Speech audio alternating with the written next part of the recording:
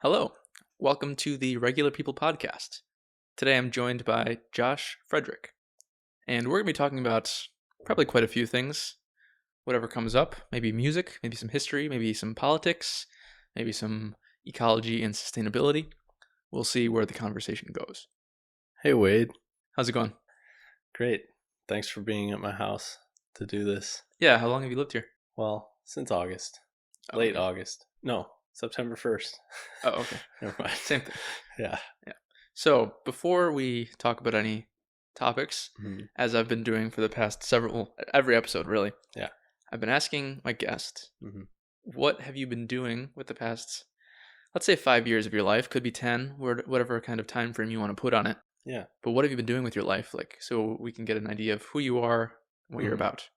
This doesn't have to be what you've been doing, like, with a job, just like, Yeah. have your thoughts been on your life? How have you changed in the last 5 years? Whatever you feel like you'd want to talk about there. Okay. Last 5 years. I just want to think first, where was I exactly 5 years ago? Yeah, in 2015, I was living in Eau Claire, Wisconsin. I lived there for 8 years total. What brought you to Eau Claire? I went there to go to college at UW Eau Claire. Yeah, so 2015, I was not in school there, but I was just living there. I was in a couple bands. I think right around this time, my then girlfriend had left for Alaska to live there for a year to do some AmeriCorps work. So I think that was kind of a big deal. I ended up visiting her eventually there, and it was beautiful. Where in Alaska? In Sitka. It's like on an island.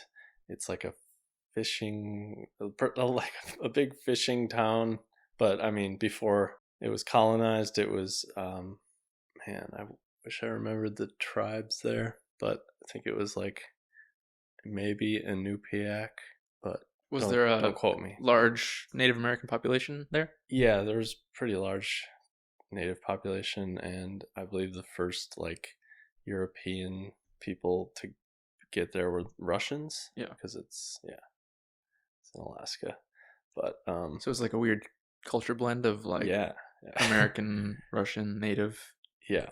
It's pretty cool. Yeah, even with like the architecture, and there's like this Russian church there in the middle of the city, and it's like wild. And then you like drive down the street and you see like totem poles that have been remade, and like it's a really cool place. Yeah, it's right on the ocean. I'll probably talk more about it later because it's actually part of the Tongass rainforest, which is the largest temperate rainforest in the world, and it's one of the most like biodiverse places on Earth. That's pretty cool. Yeah. I feel like normally when you think of rainforest, you think of tropical. Right. Yeah. Yeah, I guess what makes a rainforest is just that it has a lot of rain. Yeah. Not necessarily that it has Right. any tropical elements. That's cool. Yeah. Did you go in it at all? Yeah, I mean it's pretty much the whole island is forest, and it was like small portion, cleared away for a city. Yeah. But how big is the island, do you think? Like, do you have a frame of reference for it?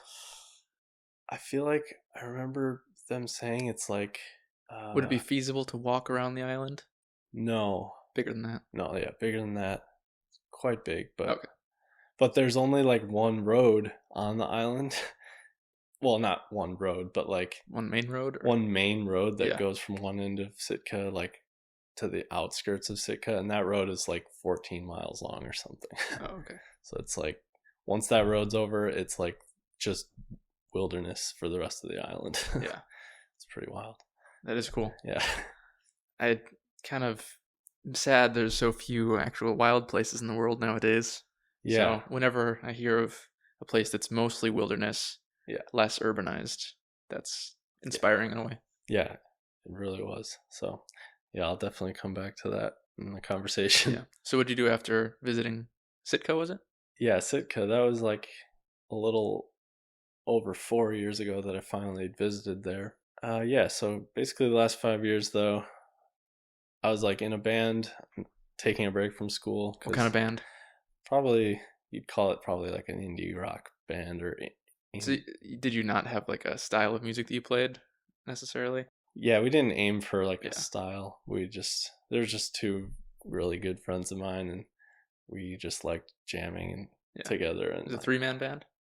yeah, I think 3-man bands are the best. yeah, it was 2 men and 1 woman. Well, yeah, and, but yes, I know what you're saying. Yeah, I think that it requires the most amount of musical skill because you don't really have any redundancy in the band. It's not one of those bands with 3 guitarists. Yeah, 3 non-bass like guitarists. yeah. Got like a drummer, a bassist, and guitarist, and somebody also has to sing probably.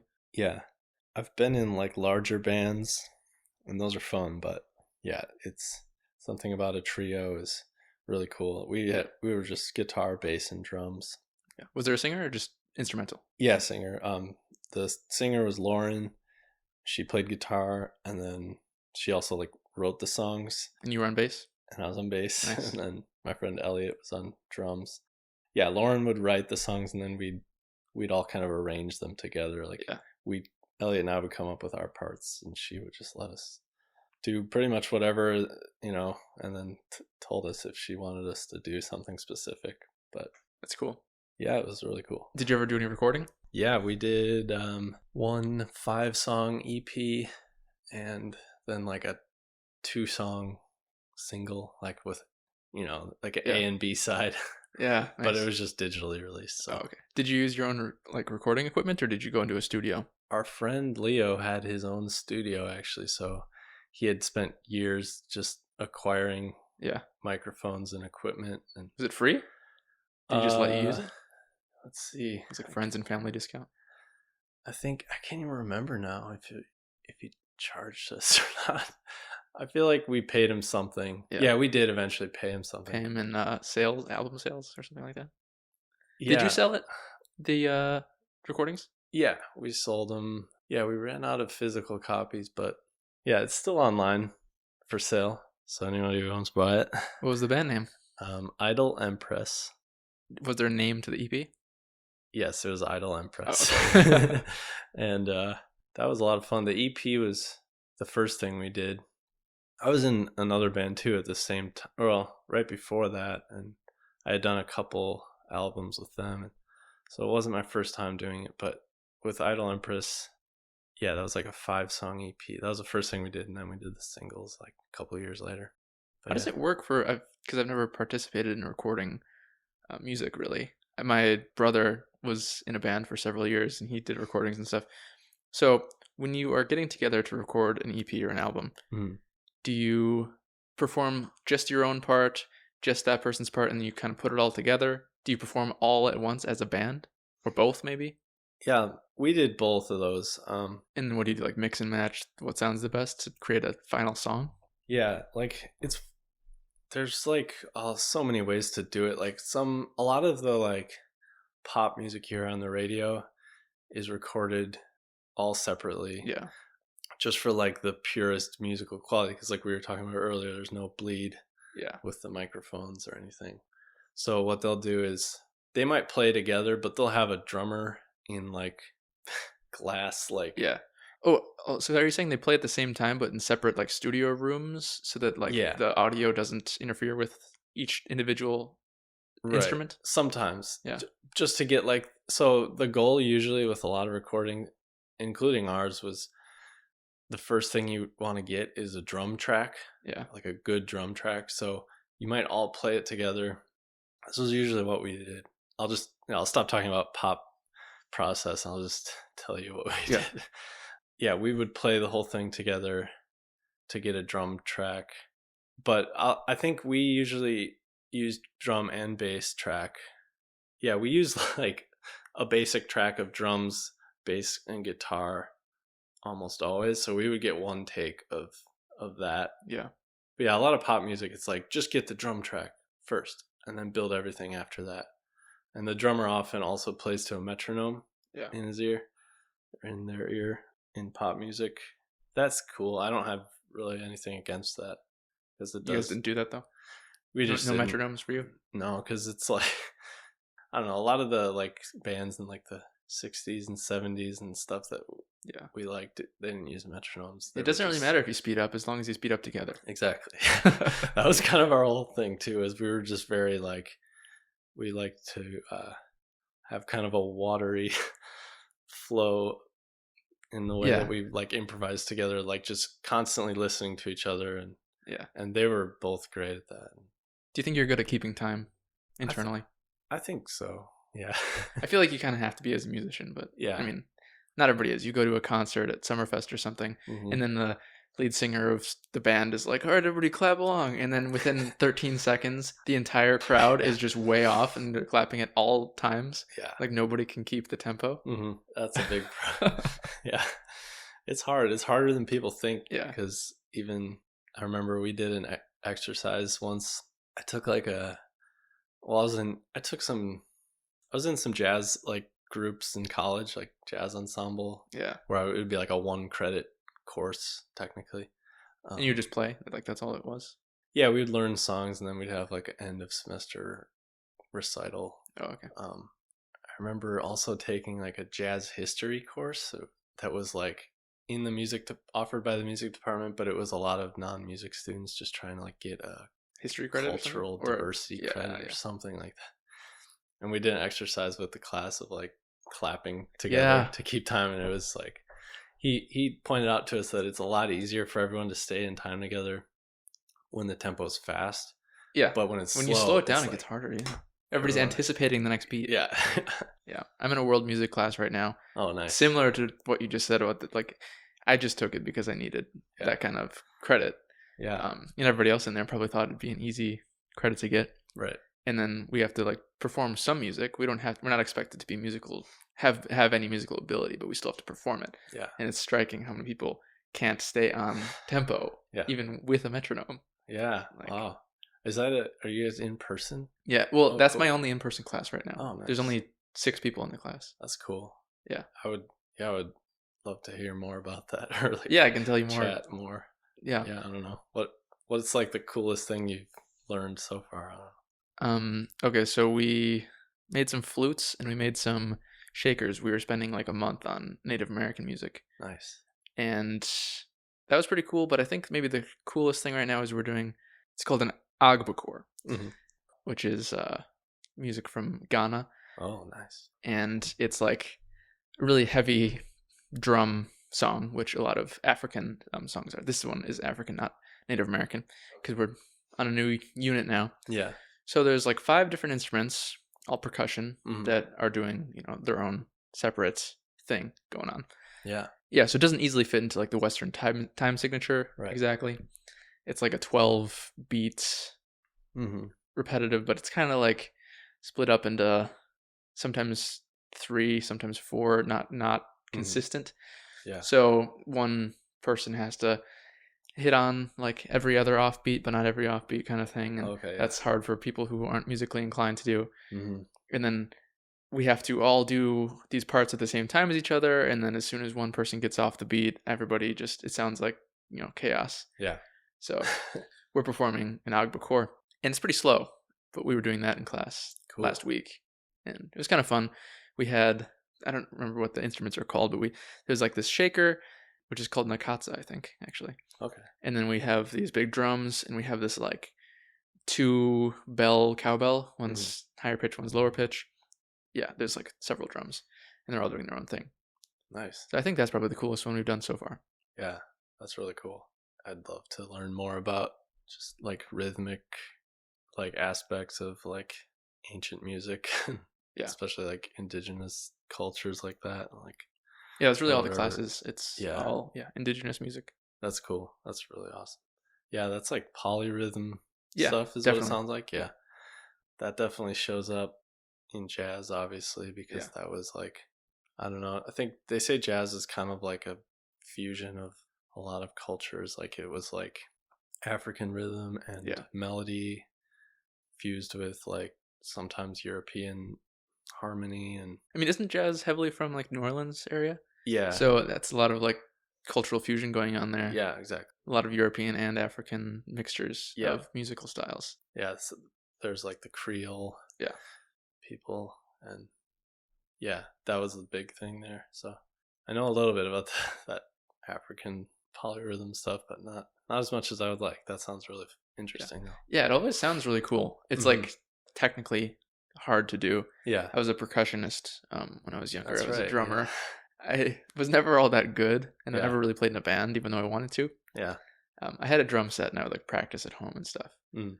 And one time I went to this like drummers council or like drummers meeting or something where they would meet up every week and Mm-hmm. they would talk like drum theory, Yeah. and then they would perform for each other. And like, this is what I've been working on these past few months. They're Yeah. basically like drummer PhDs. That's like the attitude of it. And they're performing this really technical stuff. Yeah. There was this one guy who was like 40 and he'd been just an expert drummer his whole life. That's like what he went to school for. Mm. And what he drummed, I was just like, I didn't even know that was a thing that could be done. Yeah. It was I don't remember what it was called, but it was a really complicated series of just craziness on the drum set that Yeah. sounded like Yeah. somebody just showing off all their drumming prowess. That's awesome. So I was there and I was like, I thought I was a good drummer showing up to this thing. I was like, oh, I'm not. I'm the worst drummer in the room. That was when you were like young? Yeah, I was like 12 maybe. Oh, okay. Yeah. I had just gotten a drum set for Christmas like several months before that, and I was all Yeah. excited. Do you And- feel that kind of dashed your hopes a bit, or A little bit, because I mean, it was simultaneously like inspiring, like, wow, look at how awesome these guys are, yeah, but also like, wow, look at how shitty I am in comparison. And like, if I wanted to become that good, it would take me another 20 years of practice. yeah, So a little bit yeah, disheartening, because it's kind of like, I feel like people have a natural urge to just be immediately good at things, yeah, or definitely. immediately like at least passable, where they can see that they're constantly making progress. Yeah, And if you see such a wide gap in ability between two people, it's kind of discouraging in a way. yeah, definitely. Yeah, what you said about wanting to be good or passable, Yeah. almost immediately is like, I definitely have like experienced that feeling, and I think that's why I kind of like shied away from, because I play a few instruments, but my first instrument was piano. Oh yeah. But I took lessons, and I didn't really like lessons that much because it was just like, Too like regimented. yeah, Yeah. yeah. And I mean, I learned some cool songs, but like, I didn't retain the ability to read sheet music, like sight read it. Yeah. I've mostly forgotten how to do that too. And it just felt, yeah, like it was like I constantly needed to improve rather than like, oh, I have some songs I can play and it's fun. And I can also figure things out on my own with my ear. Like I wasn't doing any of that with piano. But then when I started playing guitar, it was like, oh, if I learn these 3 chords, I can play like 20 different rock songs. And Yeah. and like you just start there and you're having fun already. And then you just like, I don't know, that is more of, I feel like there's a lot of self-taught guitarists. Yeah, in definitely. particular. Like, yeah, of all the instruments, guitar is Yeah. definitely probably the highest percentage of self-taught people. Yeah. But yeah, I mean, I just kept learning things from the internet actually. And Yeah. that's kind of how I chose to do it. I feel like piano, especially when you're learning, I never had piano lessons, but I feel like half of the kids that I know did Yeah. have piano lessons as a kid. And it seems like that's one of the most, at least typically it's done in a really like strict, like, this is the order in which you learn things, this is how you do it. Yeah. And it seems like there's like no soul in it Mm-hmm. until you already become an expert. Yeah. The first 10 years of your piano lessons, it's so just like a chore. Yeah. And I know you have to learn the fundamentals, and that's important, and you have to, become good before you can become expressive. Yeah. But I feel like it disheartens people, and it turns so many people off from a thing that's supposed to be like creative and artistic, and it Yeah. ends up feeling mathematical. Yeah. Yeah, definitely. Yeah. And I think that's also true with a lot of fields, really. Uh-huh. I think it's just a problem with how we teach in a lot of cases.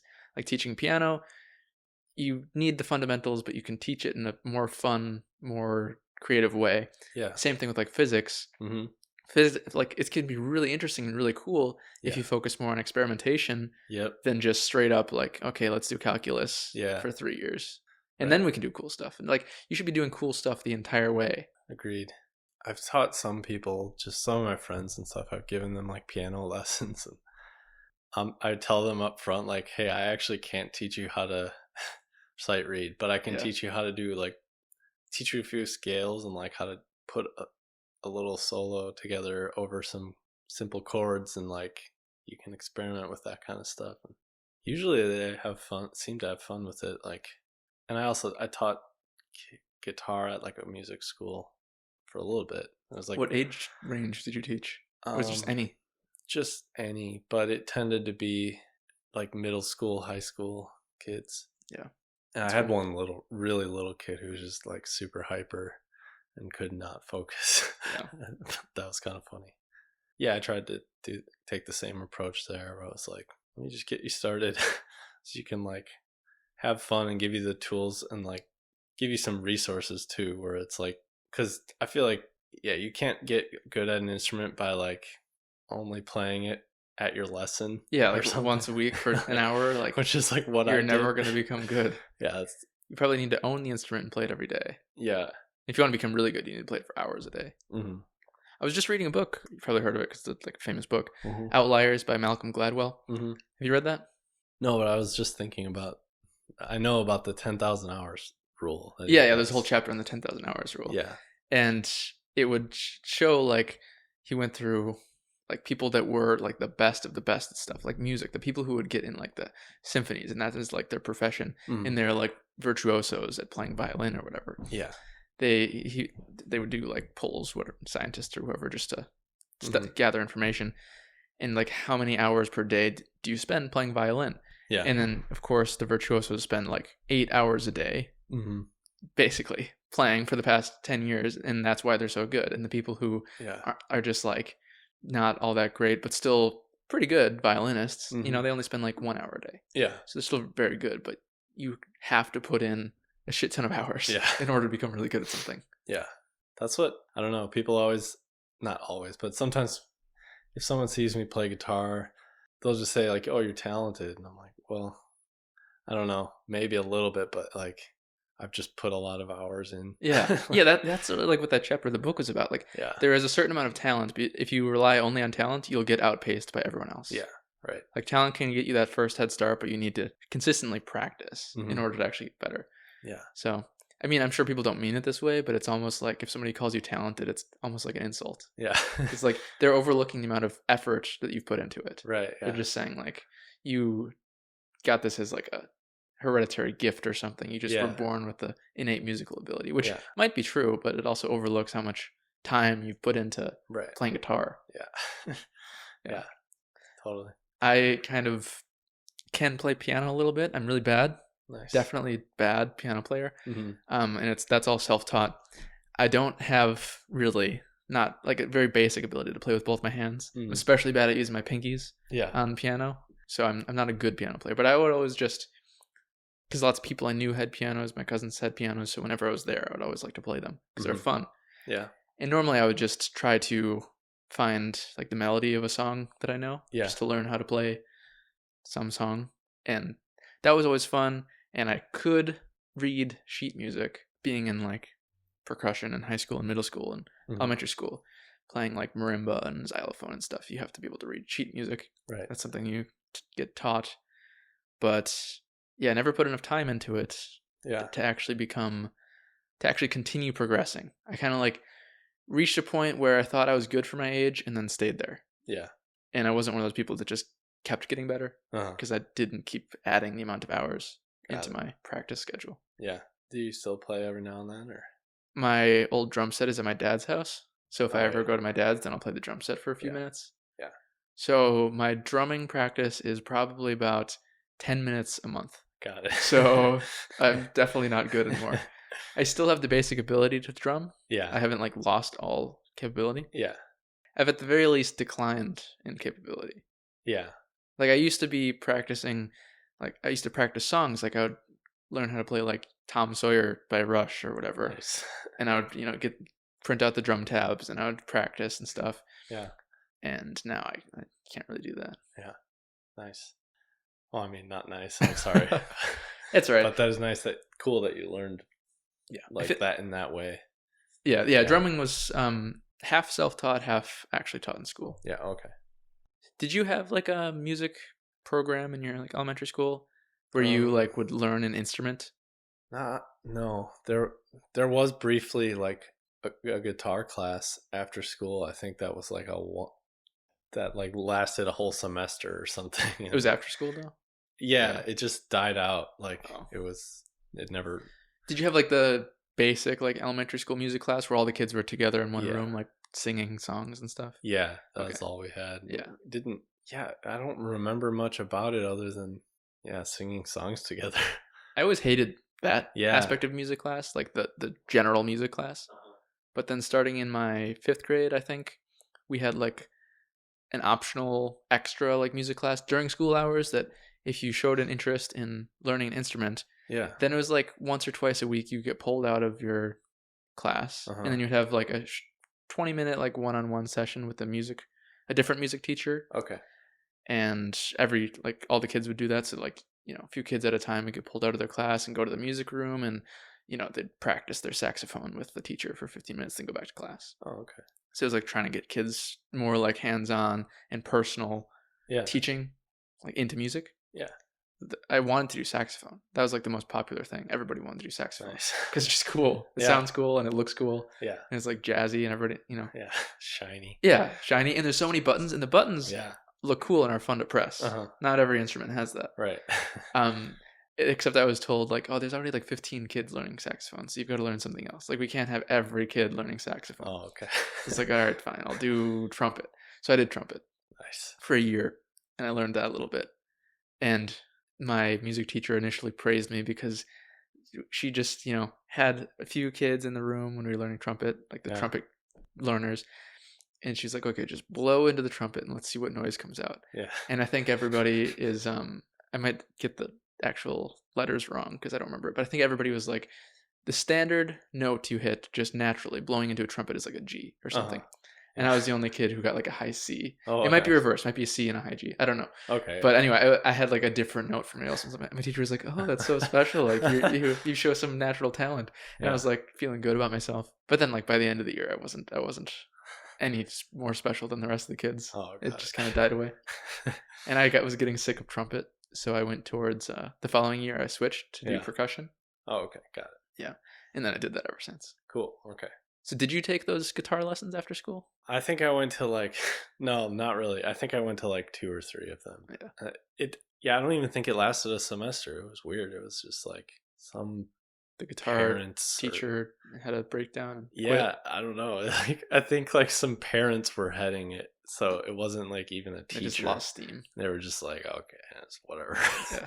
These kids won't even remember this in 2 weeks. They're not gonna ask about it. Yeah. So yeah, but I just kind of picked up my dad's guitar. It was just in our basement, and he never played it. He had took a few weeks of lessons himself back in the day, but it's a pretty nice Spanish style classical guitar. But I picked that up in maybe 7th grade and started learning some chords. I think Beatles songs and stuff. Yeah. I had a book of those. Do you still have the guitar? Or does somebody that you know? I don't know. I think he still has it, but I'm not really sure. Yeah. Anyway, it was, and then in 8th grade, I got more into it, and then got my first electric guitar for a graduation present for 8th grade graduation. Why is it that everybody gravitates to electric guitars? At least that I know. Yeah, I don't know. I think something about just the loudness and the... Well, I suppose, it's not entirely even true, but in my middle school, I remember all the kids who were playing guitar, all had electric guitars, and they thought it was so cool to have the electric guitar going. Yeah. And I feel somewhere around high school or college, everyone's turning to acoustic because you can bring them to school and play them in front of people. And, yeah. Go to a campfire, bring out your guitar, and be the cool kid. Yeah. Yeah. That whole, it's kind of a trope that is really funny to me. Yeah. The kid who pulls out the guitar and plays Wonderwall or something. Yeah. Yeah. But there are people. Did you ever do that? No. Not that song. Well, did you ever have the reputation of the guitar guy? Not really. There were times when I'm just kind of shy about performing. Yeah. And I always have been. Me too. So yeah, I don't know. There were musical instruments. There were times when people really were come on, play something. Yeah. And I would finally play. Oh, I when something. People tell me when I'm in that situation, it makes me want to do it less. Yeah. If they're come on, just do this one thing, tell that joke again. I'm I might have, but now I'm not going to. Your extra pressure makes me withdraw. Yeah. Yeah. I got into electric because I think I was just listening to a lot of like, at that time it was probably like a lot of like 60s and 70s rock and roll. Yeah. And so I really wanted an electric to get that sort of sound and play the songs that I liked. And then eventually, a few years later, I got an acoustic again. I kind of favored the electric for a long time. I feel like acoustic guitars are just kind of unwieldy. Like you got to put your arm like around the huge. They're like physically uncomfortable. At least my playing them, I think. I used to feel that way for a while. I felt that I way guess for a while. you probably get used to it. Yeah. But. Yeah, I like it now. I like both electric and acoustic just about equally now. Do you own both? I did. Do you own either? Yeah, I have a couple electric guitars, and I did have an acoustic, but made the mistake just a few months ago of eating pudding out of it. No, close, chili. No, just kidding. I tried to take it along on a road trip and didn't have a case for it, and it literally got smashed to pieces. Well, just kind of cracked. Okay. By the the Tetris arrangement we had in the back of the car or something. Yeah. That happened before we even left Milwaukee. It was like smashed by the other stuff you're bringing. Yeah, and that was my fault. Yeah. That's why they have cases. Yeah. But so I haven't had an acoustic for a couple months now, but I'm gonna get one soon. Yeah. I brought a ukulele with me to New Zealand. Nice. Several years back as my actually brought a harmonica too, so I had some instruments to nice. pass the time. I was wandering. Can I ask one? Did you happen to one of my goals is I still have not remembered to do it, but to just play a harmonica on a mountainside. Did you get to do that? I don't think I did it on a mountainside. I was on mountainsides, but I don't think I pulled out the harmonica for that. Yeah. So no. All right. I probably didn't because I tried to play the harmonica a little bit. I never had any formal practice or even looked up any guides on how to play harmonica. Oh, okay. I was just trying to figure it out for myself. Yeah. They're really hard. I can't play harmonica. They're really weird. You must have to form your mouth in a certain way to only blow out of the very one note that you need. And I couldn't do that. It'd always just be a jumble of notes and it sounded awful. Yeah, it's I had a book or something that kind of taught me to write embouchure. What's the word? Embouchure. Wow. I haven't heard that one. Yeah, it's what does that mean exactly? Just how mouth formation? Yeah, how you shape your mouth and your lips to get the sound you need. Is that used only for music? I think so, but it might, maybe not. Would that be used a word that I use for language too? To say the French oui sound? Maybe. Do you use is that embouchure? Or is it only if your mouth is pressed up to an instrument? I'm not sure. Yeah, I'm asking you questions. You don't know the answer. I don't know the answer either, but I'm curious. I'd be interested to know that. Yeah, but that's for any kind of instrument. Yeah, trumpet or saxophone, harmonica. I'll add that one to my knowledge bank. Yeah. So you learned how to play harmonica a little bit? A little bit, yeah. The coolest thing I learned was kind of one of the classic prison blues or something? Yes, yeah. Kind of the how they bend the note. Yeah. Yeah, that's the iconic harmonica noise. Yeah. So I could do that a little bit. Here's a band name for anybody that is a harmonica band that I just thought of. Might be taken, but call it Iconica. Oh, yes. Iconic harmonica.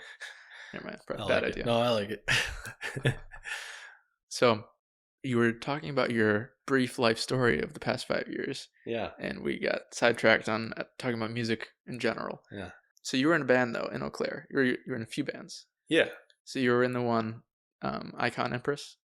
Idol Empress. I have Icon in my head. Idol Empress. Yeah. And you were in another one. What was the other one? The other one was called Softly Dear.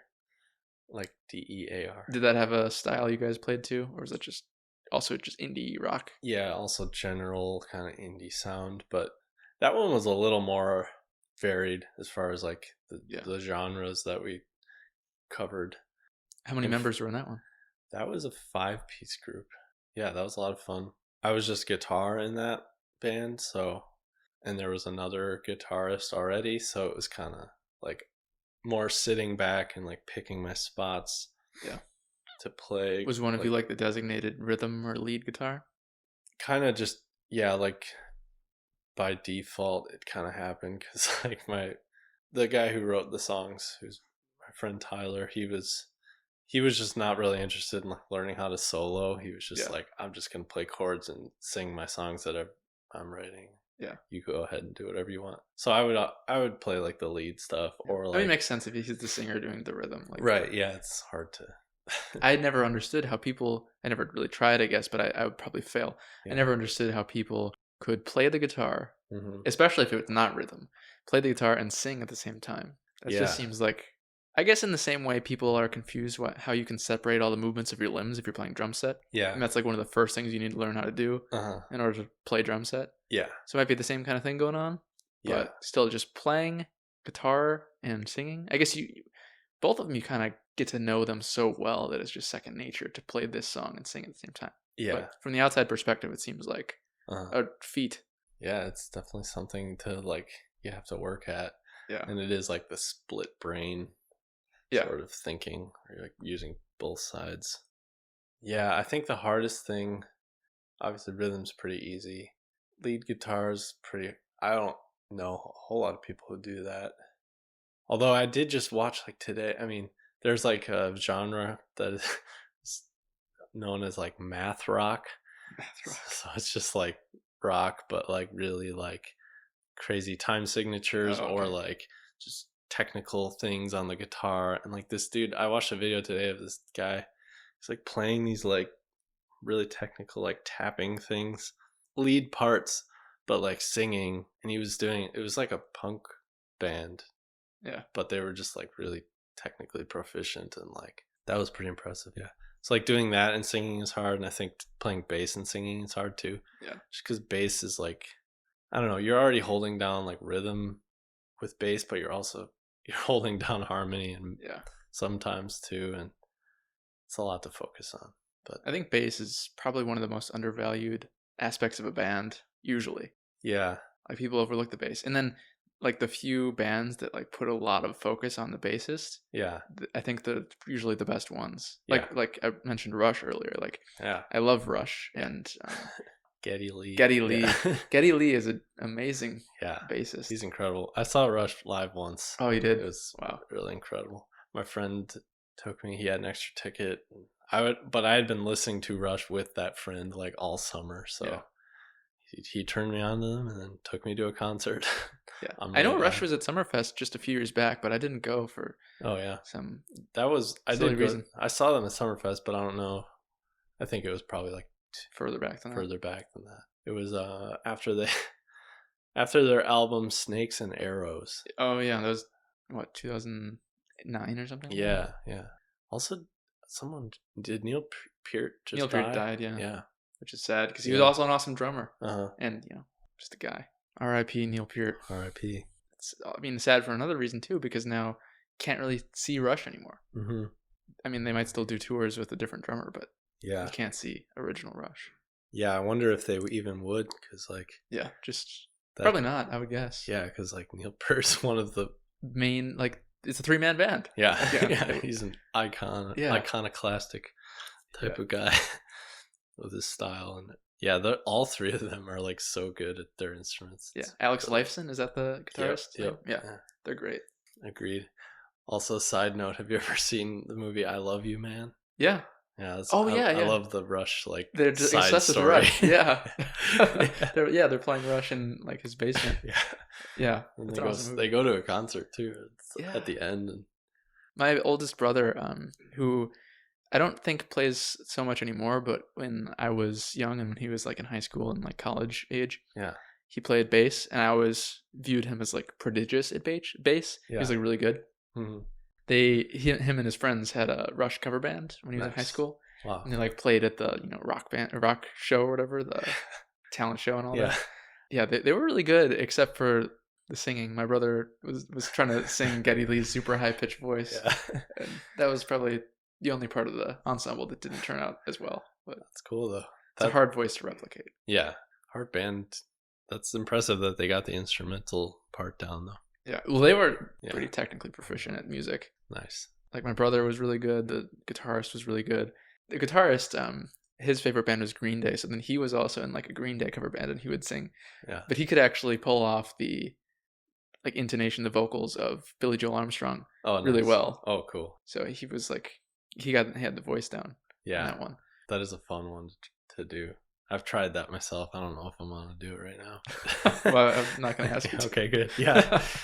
Yeah, I don't like putting people on the spot because I don't Right. like being on the spot. So, although I did mention before that I don't like having to perform music in front of people. Mm-hmm. For instance, in my world music class right now, there's been a few times where we've had to sing, Yeah. and it's a group of 6 students. Yeah. So it's very uncomfortable. I'm bet. not confident in my singing skills. In fact, I'm confident that I'm a bad singer. So I don't like doing it in front of people. Yeah. And then having to do it there, it's like kind of weird. So Yeah. if anybody asked me to sing on the spot, I would probably give a categorical no to that one. Yeah. Although I have done it before. I've been Okay. in musicals and had to do like solo songs. Oh, nice. Which is in some way not as terrible because, you know, you got the whole crowd and like the darkness. Mhm. It's not like a personal one-on-one where I know like you're judging me right now for my music. It's like Yeah. this faceless crowd of people that Yeah. seem half real. Yeah. So it's a different experience, but still bad. Right. I still dislike it. I'd rather not be in a musical. Gotcha. Yeah. Okay, Yeah, that's not quite right. I like doing plays, and Yeah. I like being in musicals. Yeah. But I'd prefer to be in a non-musical play than a musical one. Yeah. That's what I mean. I've actually never been in a play of any kind. It seems like it'd be a lot of pressure. Yeah. But Have you ever done any acting? Only improv. In what context? Like Were you like in improv class or like improv theater or something like that?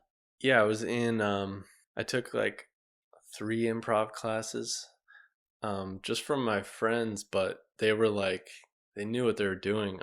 They were in a group. Well, so one of these guys is the drummer in my band Idol Empress. Yeah.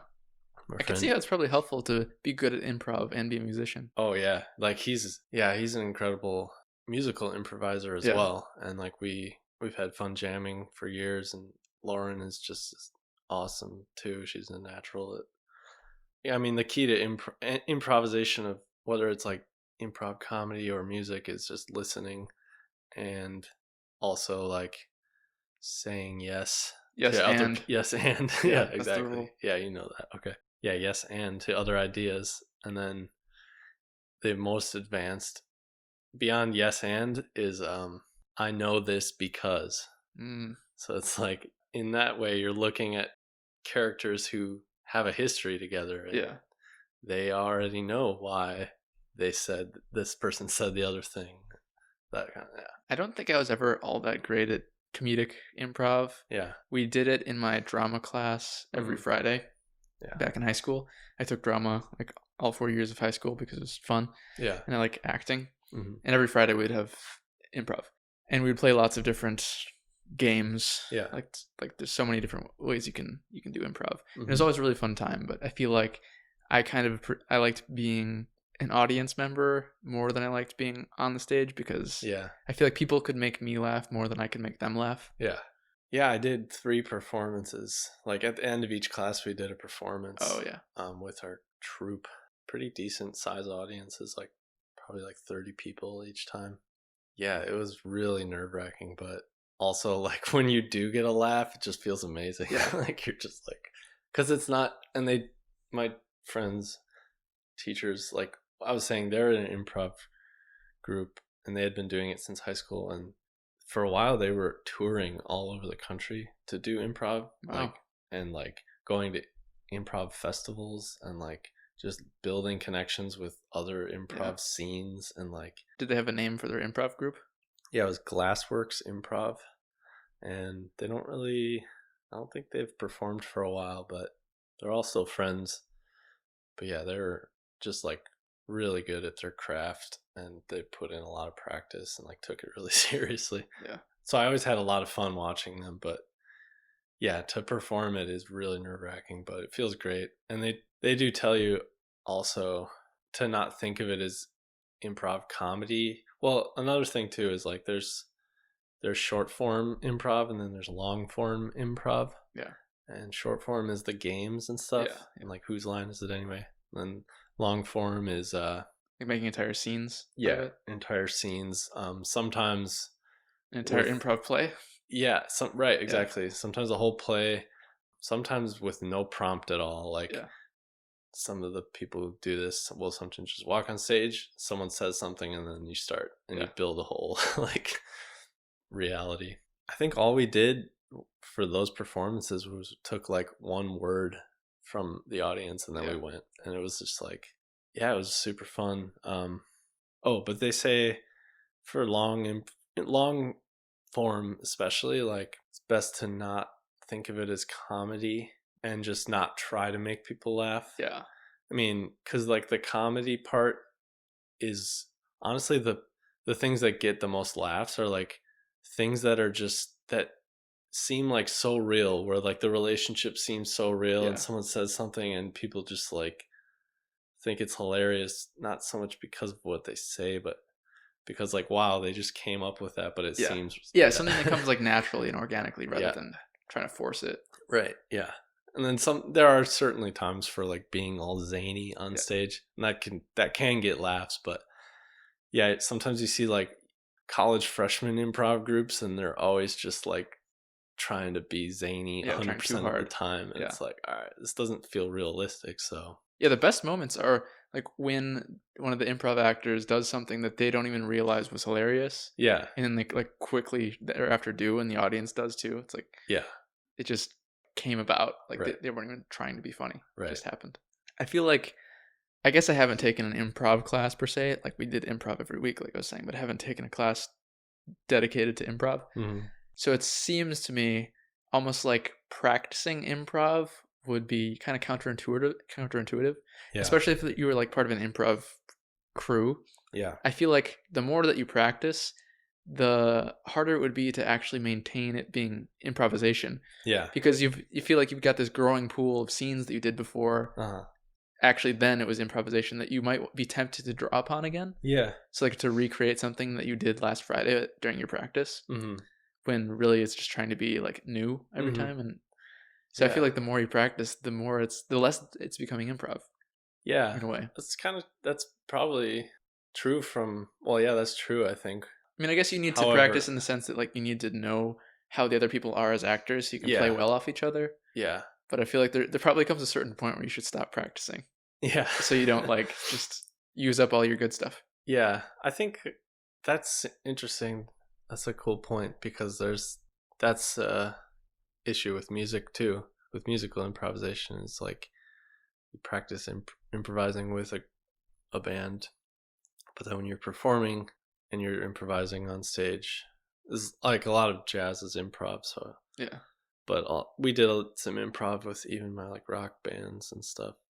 I think like the way around that issue is just to be like not afraid to draw little bits of stuff that you've already done, but like it truly just like doesn't feel good to just take entire like ideas and then regurgitate them and pretend they're improv, because it doesn't feel honest. So you just like, I think like if you're just with people who are honest and have like integrity about their art, you won't fall into that, because it'll just be like, okay, we'll take a little bit maybe, but then we'll just quickly go another direction. But I feel like even if you are like honest, you're trying to do that. I think the more that you would practice, the harder it would become to be honest, because like you've got this growing pool of things in your mind that you've done before, and you're trying to avoid those. So like the more that you have done before, the less that you can do now. In a way. You can always try to make some new spin on it, but I feel like in that effort to be honest and to be real, you're like, oh, there's all this stuff that I just thought of, but I did that last week. In the same situation. I don't want to do it again.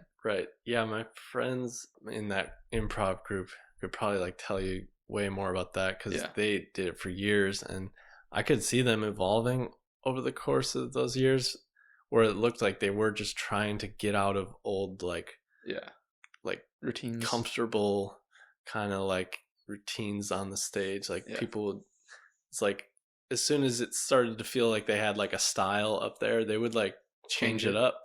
And like my friend Elliot was, I mean, they're all good at this, but sometimes they would just drop something in the middle of a scene where it was just like something really serious or like dark or something, and like turn it in a direction, because they were, for a while they were really goofy and zany, and they're like really good at that.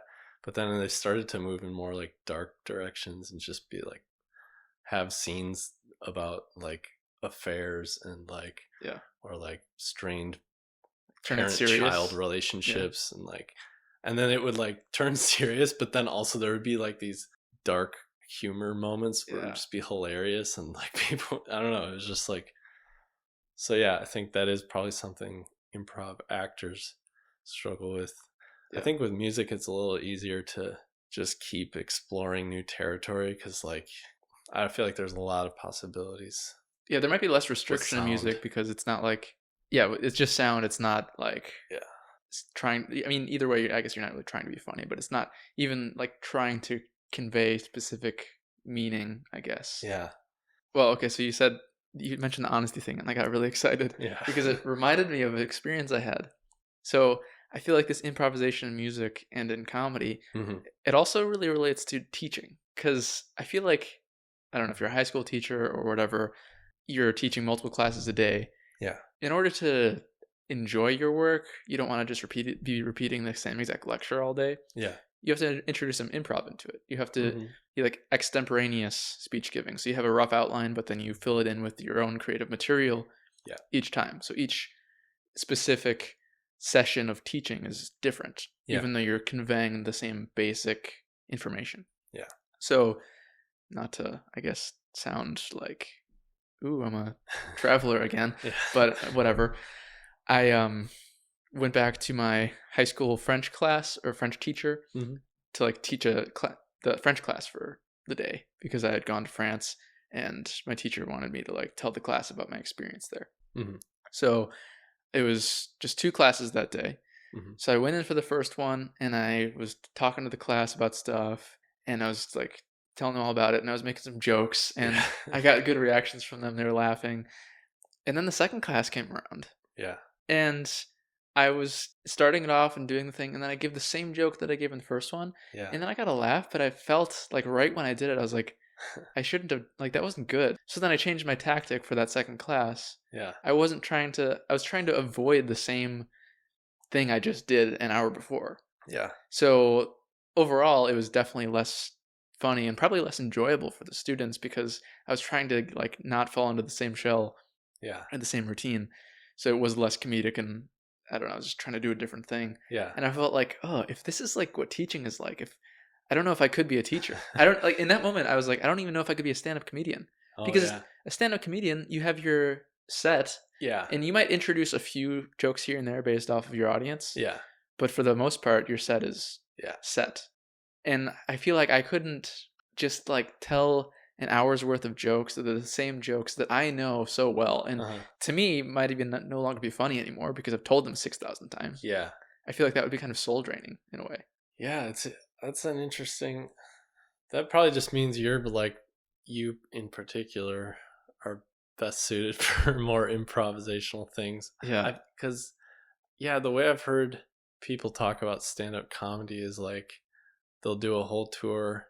Well, I don't know, the big stand-up people anyway, like they do like a whole tour of an hour of material, and they film the special at the end. Yeah. And that whole time they're like telling the same jokes, but they're honing them even more and more, and they're like trying to make them just, it's they're trying to make them land the best they can. Yeah. They're like crafting like these precise, Yeah. It's like each time their audience is a focus group, and they're trying to, which is cool, deliver the best material it can. Yeah, it's cool, but it does seem like an entirely different like art form almost to improv.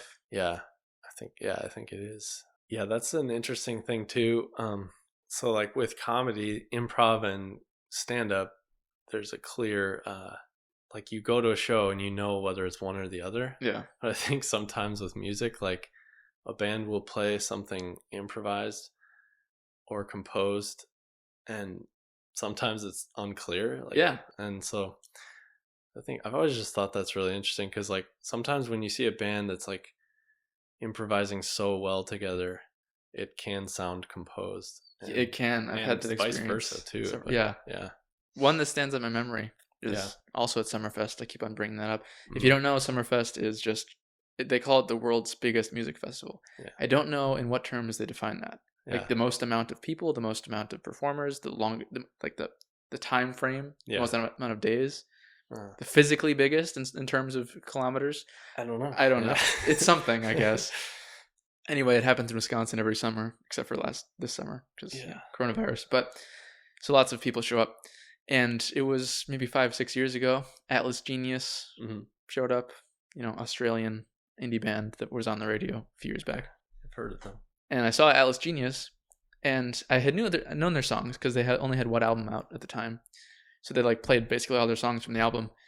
Except when they were playing a few of them, one in particular, they started the song as normal, and then it like morphed and like changed, and I was like, oh, this sounds really cool. And they did it for another 20 minutes. Whoa. They improv. Yeah. I don't know if it was actually improvisation. It could have just been they have a 20-minute version of the song that they play, and that's what they always do. Yeah. But it seemed like improv, and I can't tell the difference. But they morphed just a version of their song into a far longer thing where it was instrumental for 20 minutes. The guy stopped singing and he just focused on guitar. Yeah. And it was super jazzy.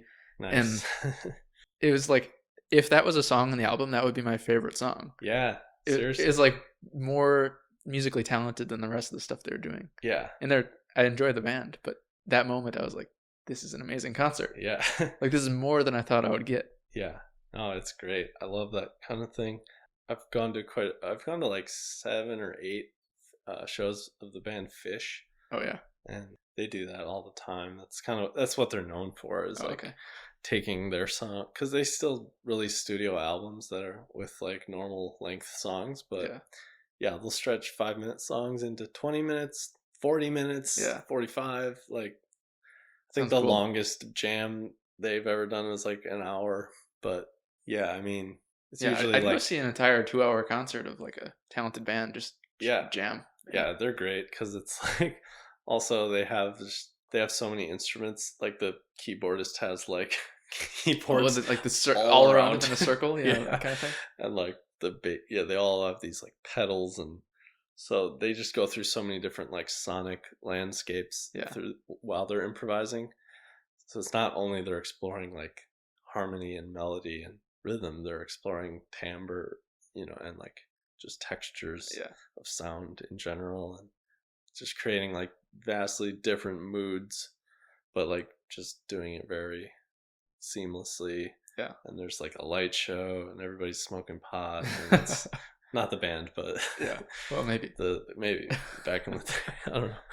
But yeah, it's a cool thing. Obviously the Grateful Dead were kind of their predecessors with that kind of approach. Yeah. They were a little more rooted in like Americana folk music and rock. Everybody who's ever been to a Grateful Dead concert always talks about how absolutely amazing they are. Yeah. And I mean, both those bands, just developed. That was just like their whole thing, was their live show was everything, and people would even start to just follow the band and then like sell grilled cheese sandwiches in the parking lot or whatever to like make money.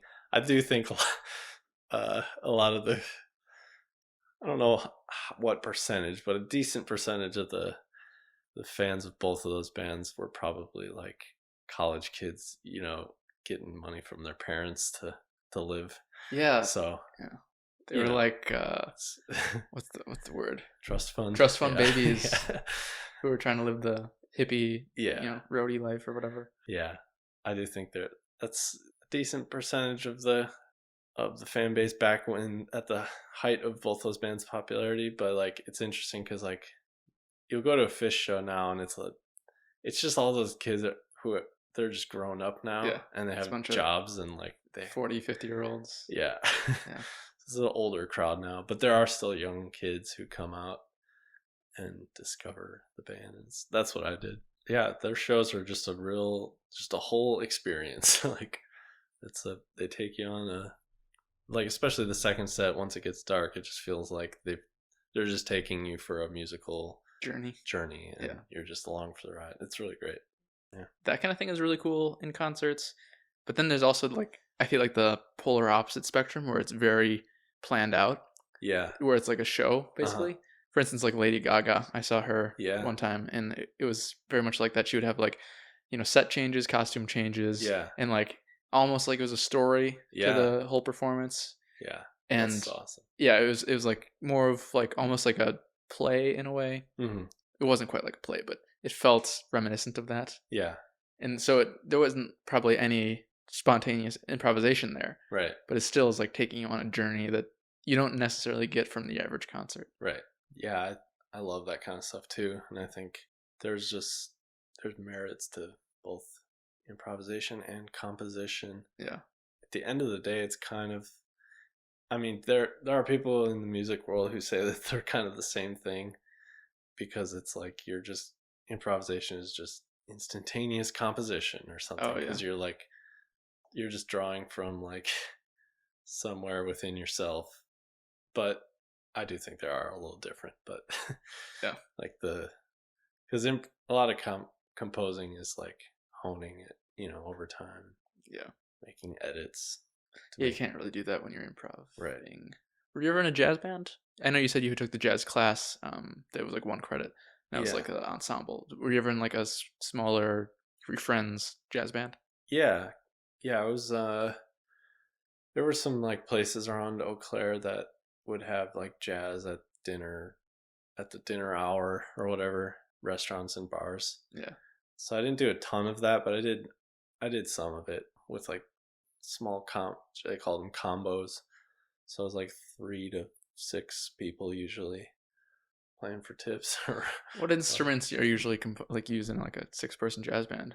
Usually it'll be drums, bass, piano, sax. Yes, at least 1 horn usually, but sax, guitar, trumpets, trombone even. It's like that's the cool thing about a jazz combo is it could be anything. It could even be like no bass and just like a piano playing the bass. Yeah. And then there's like a weird like lute exotic instrument or something. You ever taken part in like a scat jazz band? No, but there was the head of the jazz department at UW Eau Claire could really scat. He was a goofy guy. I remember him scatting.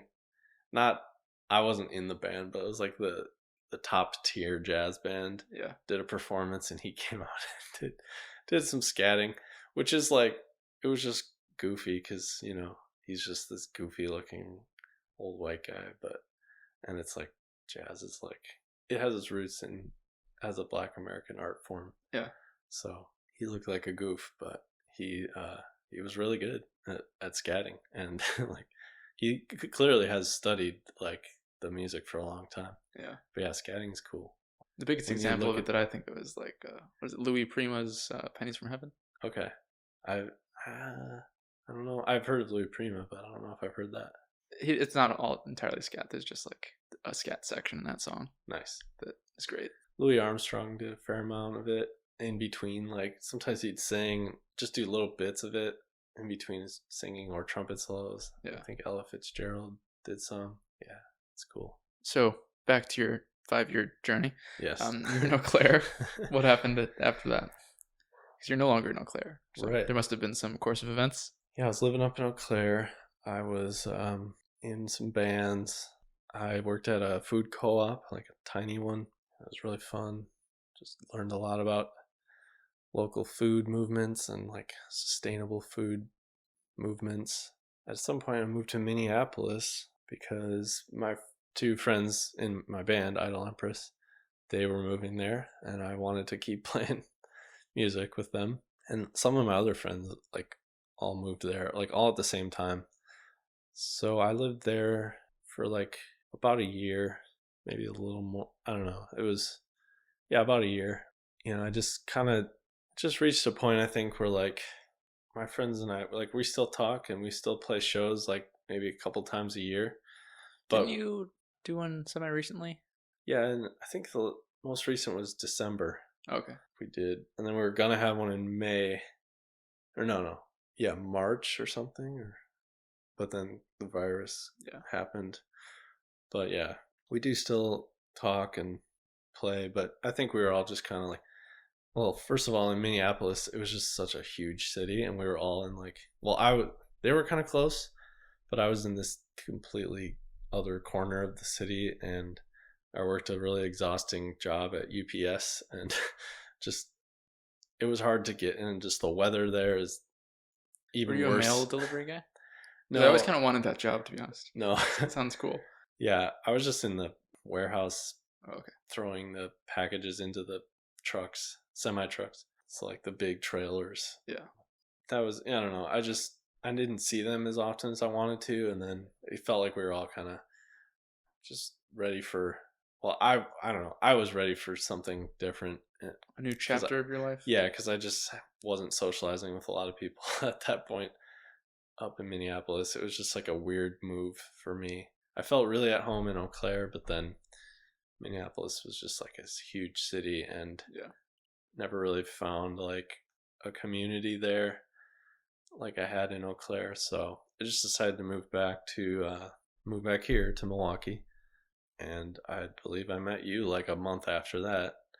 Oh, you just moved here? Yeah, I had just moved back in July, I think. July 2018? Yeah.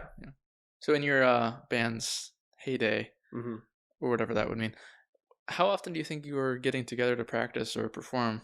It's a good question. We practiced a lot in the early years, or in like the first year. I think we'd practice like maybe once or twice a week, honestly. Yeah. And then obviously at home we would always practice a lot. And then there were sometimes it was more than twice a week. But then we just started like playing more shows, and that's stopped. Like practice on its own. Yeah, we just kind of stopped practicing because we had the songs down, and we knew how to improvise together as well. So we didn't practice as much in the latter half of our time, but played at one point. We were playing shows probably like twice a month or something, which sometimes more. It was just like there was like a really thriving music scene in Eau Claire. Yeah. And we were hosting shows at like our basement in our house. I don't know if I lived with all three of them. Well, once there was a point where my friends and I had next door houses. So that was a lot of fun because it was like Friends, the TV show. Just all your best friends live right next to each other. So. Yeah, and we would just pop in. Yeah, it was great. Nice. Just Kramering each other constantly or whatever. That was really cool because we had shows in both of those basements. Yeah, mostly just one of them, and we named the basement. We gave the basements we gave the houses human names. One house was Vivian, and the other was Paul, named after the former residents of the houses. I think Vivian was dead, so her ghost was residing. Ghost was her. Yeah. We had this like, my friend worked at a photo print shop, and he just printed out this massive poster of this actress named Vivian Vance, and like it was just this like 1930s glamour shot of her face, like just her face. Vaguely creepy. It was pretty creepy, and we hung that on the stairwell leading down to the basement. And we had a lot of plants and goofy decorations. It was really fun.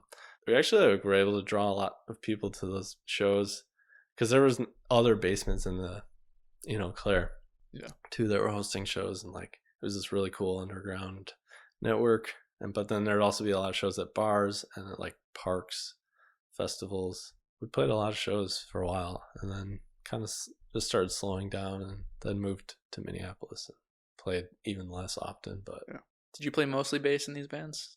In Idle Empress, I played bass all the time live, and then like sometimes I'd play guitar as well on the recordings, like some extra guitar on top. In Softly Dear, I played guitar live, and then like sometimes bass on the recordings. Actually, most of the recordings I played bass on, actually. What do you prefer to play? How many strings? That's a good question. I got to the point where I liked them both equally. I think I haven't played as much bass lately, so I like guitar a lot again. Yeah. They're both wonderful. Bass is like, it's rhythm. It's a rhythm instrument as much as it is a stringed, like, harmony instrument. So, Do you think you've gotten your 10,000 hours? I think maybe I don't know. What does that add up to as far as like days? Let's see. If you think of it in terms of a full-time job. Okay. 8 hours a day, 40 hours a week, 52 weeks in a year. It's 2,080 hours a year. So if you spend 5 years on a full-time job, then according to the 10,000 hour rule, then you've mastered it. Okay. So it's been about 15 years. since I started playing. So that would be So even if at you a third yeah, time. 3-ish, less than 3 hours a day for 5 days a week anyway. I don't know, maybe you could think of that in terms of like 1 hour a day for 15 years. Yeah, probably then. I feel like I've probably averaged 1 hour a day because some days I've played many hours. Actually, no, you would need 2 hours a day for 15 years. Okay. All right. I'm probably approaching it, but I don't know if I don't know. Probably not there yet, but Get there by the time you're 40. Yeah, I 35. think so. Yeah, I think so. Also in the book Outliers Yeah. by Malcolm Gladwell. Mm-hmm. It might be in that same chapter, I'm not sure, but it's talking about the Beatles, and the book is about multiple success stories and how people's success is attributed to more than just their talent or their effort. Mm-hmm. That's a factor. Like, you need 10,000 hours, but it's also looking into what circumstances arise that allow people to become experts. Mm-hmm. So, for instance, it was looking at like Bill Gates and how he got his success. Mm-hmm. He was given access to like the most sophisticated computer technology, Right. complete free access, when normally it cost per hour to use these computers when he was like 12. Oh, wow. So it's like right when this stuff came out and right when he was super young, he was given unlimited access to it. Yeah. So by the time that he was in college, he was already an expert. Wow. He already got his 10,000 hours in. Got it. So I was looking at the Beatles, Mm-hmm. and through a fortuitous series of events, they got the opportunity to play in Amsterdam just all the time, basically. Mm-hmm. Yeah. And they would play 16-hour shows, Oh my God. like 5 days a week. Yeah. And they did that for like 2 years almost. Wow. So they were just constantly playing all the time, and that was before anybody knew of their existence. Yeah. Like that was before they came to America, before they got popular. Yeah. So by the time their first actual like album came out that anybody knows, they already were masters at their music. They'd been practicing so much. Yeah. Yeah, I've heard that. I knew about that. I didn't know it was 16 hours a day though. That's insane. I mean, it wasn't consistently 16 hours a day, yeah. but there were like weeks stretches where they would play just all their waking hours. Yeah, like they'd be eating sandwiches while still playing. Wow. Yeah, I know about those years because I used to like study. Well, not study, but I learned a lot about the Beatles and their history for fun because I got into them when I was in like middle school. So I was like trying to devour all the information I could. Yeah, they're like, I believe that. That's amazing. They're just, they were like, they knew how to craft a song so well and perform it. They're a cool case study too, because it's just like they basically went from like pop fame to like being a band that is like pushing the boundaries of music and recording, and like, so I feel like it's just like you don't see that very often. Usually it's like a young pop band comes along and makes all the young people really excited, and then they just fade into obscurity. Yeah. I feel like the Beatles they maybe really would have lingered. Yeah. I feel like they would have done that, but then they like went to India and took psychedelics and like started making weird music. Yeah, they were pushing the envelope. Yeah. I remember I was watching a documentary once, and I think it was just on the 60s in general. Mm-hmm. But if I remember all this stuff right anyway, this is how it went. Yeah. In like the 60s or whatever, most music used acoustic guitar and not electric. Okay. And then at one of the Beatles concerts with like a shit ton of people there, like a crazy amount of people, they decided to just start playing with electric guitar like mid-concert. And they got like all these boos from the audience. Yeah. Like, because everyone was like, oh, what is this weird, like, this isn't what pop music is like. I think maybe you're thinking of Bob Dylan. Oh, okay. Bob Dylan, I think, did like a similar thing. Yeah. But I think the Beatles also did it too. I believe it. Yeah. I could be wrong. But either Bob Dylan or the Beatles, let's say it's either one. Yeah, they just decided to just, like, fuck you, crowd. We're going to play the electric guitar. And then within like a year, then it became like everybody loves it. Right, yeah. So you just got to like force the audience to listen to it. And then they realize, oh, this is actually good too. Yeah, exactly. So instead of just like giving in to whatever the audience thinks they want at that time, right, they probably would have gone into irrelevance, but they decided to actually go their own way. Yeah. That's a cool. Yeah, I've heard from a lot of artists who perform, whether it's like improv or music, to like don't underestimate your audience. Yeah. And their like ability to like have good musical taste. Yeah, right, exactly. Yeah. And just like grasp the stuff you're doing, the like advanced stuff, like, Yeah, you don't need to like play it safe. Right. Yeah. It's like people get it. They're often smarter than we Give them credit for. So Yeah, I think for me, I feel like it goes both ways in like a paradoxical way. yeah. Like people are at once smarter and more stupid than you allow for. Like it just depends on the circumstances. Yeah. Sometimes like there actually is wisdom in crowds, but then a lot of the times it's like it goes the complete reverse direction. It's just craziness, just in this like mob mentality kind of thing. Mm-hmm. Yep.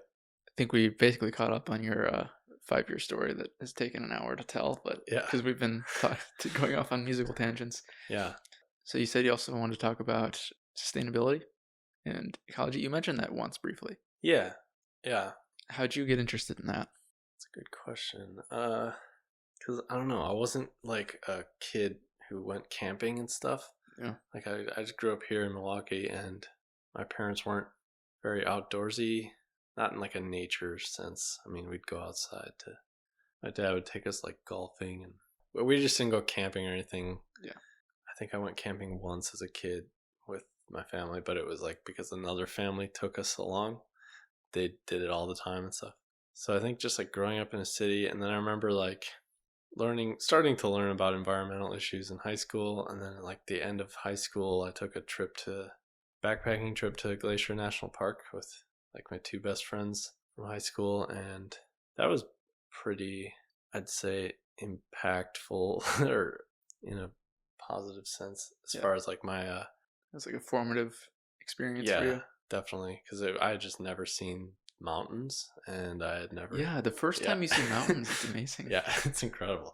Just like had so much excitement just driving up to them, and I mean you still do every time you do, but like that first time is, and then when you get in there, it's just like such a biodiverse place. It's like it feels like it's not like it feels like an alien planet, but it's actually the cities that are the alien part. You know, it's like this is just the planet that has been here all along. We've been deprived of experiences in biodiverse places, clean air, clean water. That's infuriates me. What's that? Infuriates the lack of clean air Yeah. and clean water and poisoned nature. Because like anywhere in a city, or even miles around a city, or probably most of the continental United States, just covered in a layer of pesticides. It's wild. And that's, I guess, to go off of what I was mentioning earlier about how I worked at a co-op. Yeah. So I've learned a fair amount about what's wrong with the current like industrial agricultural system, and what some of the new models being presented are like for regenerative agriculture, or whatever you want to call it, permaculture. Yeah. There's all kinds of approaches. So it's like that stuff gives me a lot of hope, but I do like worry that like not enough people are getting on board with it. Yes. In enough Things time. aren't happening fast enough. Right. And not large enough quantities. Yeah. I mean, it's like even when you think really big things are happening, because it's like left and right, there's like Netflix documentaries about sustainability, and the David Attenborough one that came out recently is quite good. Yeah, I bet. Yeah. What was that called? It's called David Attenborough, A Life on Our Planet. Nice. Cool. And it's like just about his life, basically. Yeah. And the change he's seen on Earth within the past 93 years. Yeah. That he's been alive. Nice. Which is depressing. Yeah. Yeah. So it's like there's all these documentaries coming out, but most of the world doesn't seem to be changing a whole lot. Yeah. And I wonder if it's just going to be like we're just forced to change our ways, and along the way there's going to be a lot of conflict. Yes, that's what I see. It's lots sad. Of wars and death and genocides over natural resources probably are coming in the next 50 years for us. Yeah. As, land is now submerged in water along coastal territories that are below sea level. And as agriculture in those places is no longer possible, and we've depleted our soil from monoculture farming, we need to turn towards other countries who probably want to hoard their resources, and natural disasters happen more, and generally humanity has a harder time of it. And I don't know, people talk about, I think there's a certain extent where people go too far when talking about, say, something like global warming, Mm-hmm. where they like prophesy like literally like the world is dying and like humanity will go extinct. Mm-hmm. I don't think those are very likely. Yeah, I think same. the world will be just fine, and Yeah. there will certainly be a certain amount of species that will continue to live, Yeah. a much diminished amount of species, Right. and I think humanity as a whole will probably still survive it, but Yeah. not in our numbers. Not Right. billions of humans. Yeah, I have a feeling humanity will survive because It'll just be a much we're worse world to resilient. live in. Yeah. I think eventually maybe it could be good again after that. Well, sure, down the road, but yeah. Regeneration. Right. And then, you can get that biodiversity back if you wait, 15 million years. Yeah. Yeah. Or one thing that I hope we're doing, because we're doing it with seeds, Yeah. like in Svalbard, Norway, Uh-huh. they've got the giant seed warehouse, basically, Yeah. that's in a mountain. Right. And they, I think, have like every single type of plant known to man, Right. at least as much as they could feasibly collect there, so they can replant stuff Yeah. when, the world goes to shit. Yeah. I hope that they're doing the same thing with animal DNA. Yeah. Like just going through the rainforest and swabbing bird cheeks. Oh yeah. So you can collect some DNA, put it in a petri dish, and then, it's like, yeah, when humans cause the extinction of this species of bird, we can bring them back to life at some point through, the miracles of science. Oh yeah. Never thought about it with animals. That'd be really interesting. Because if we destroy the vast amount of biodiversity on Earth, it's not going to come back for a really long time. Evolution is slow. Yeah. So you could kind of jumpstart the process by saving the DNA. Yeah. Right. Like we have DNA of ancient creatures. Like we have mammoth DNA. Okay. And there's a hypothetical possibility that we could bring mammoths back into existence. Wow. It's like apple grafting. You take the tree and you graft on apple to it, and now like that branch grows this type of apple. Yeah. You do the same thing with elephant fetuses. Okay. And you like graft on mammoth DNA. Yeah. And then in utero, that elephant turns into a mammoth. Yeah. And I think you have to start off with mammoth-elephant hybrids, and then you keep doing it over a few generations, and you make them actually mammoths. Yeah. Wow. So it's a thing that is hypothetically doable, and probably will continue to be more doable in the future. Mm-hmm. Maybe in another couple hundred years, we can actually bring back species fully. Yeah.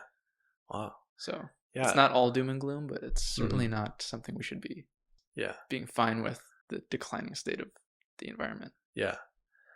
Well, I was just listening to a podcast yesterday, and I suppose I could go look at the name of the person who was saying this, but she came up with a new word instead of, she was just like saying how, because you've probably heard the word Anthropocene. Yeah.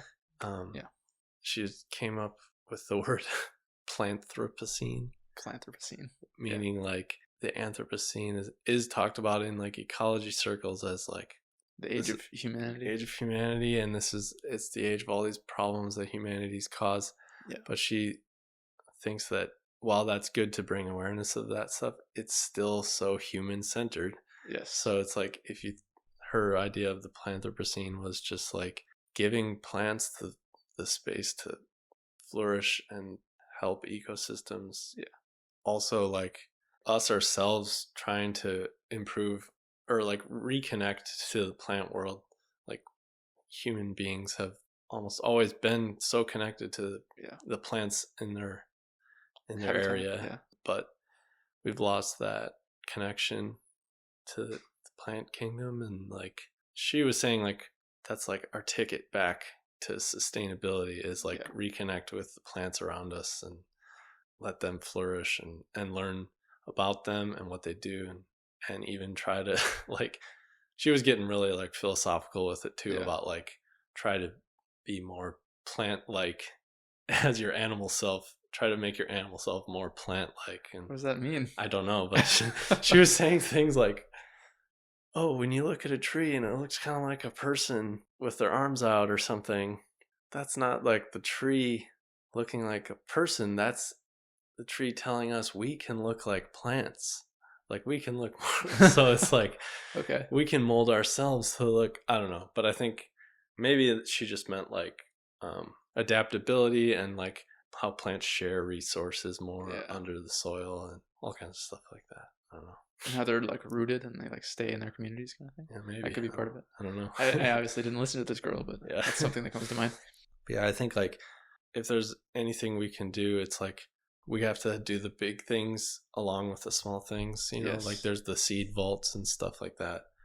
We can start with just like learning the names of some plants in our some native plants, and then like learning how to identify them, or maybe planting some and volunteering with a group that like manages a prairie, and just like little things like that. Obviously starting gardens and stuff too. Yeah. But even that is like a little harder than you'd think for a lot of people, I think. In terms of like that they don't have the time or the money or the actual like physical location or all of those things? Yeah, I think all of those things. Like, I think I personally can't start a garden. I live in an apartment. Right, yeah. I used to work for like the Waukesha County Parks Department. Mm-hmm.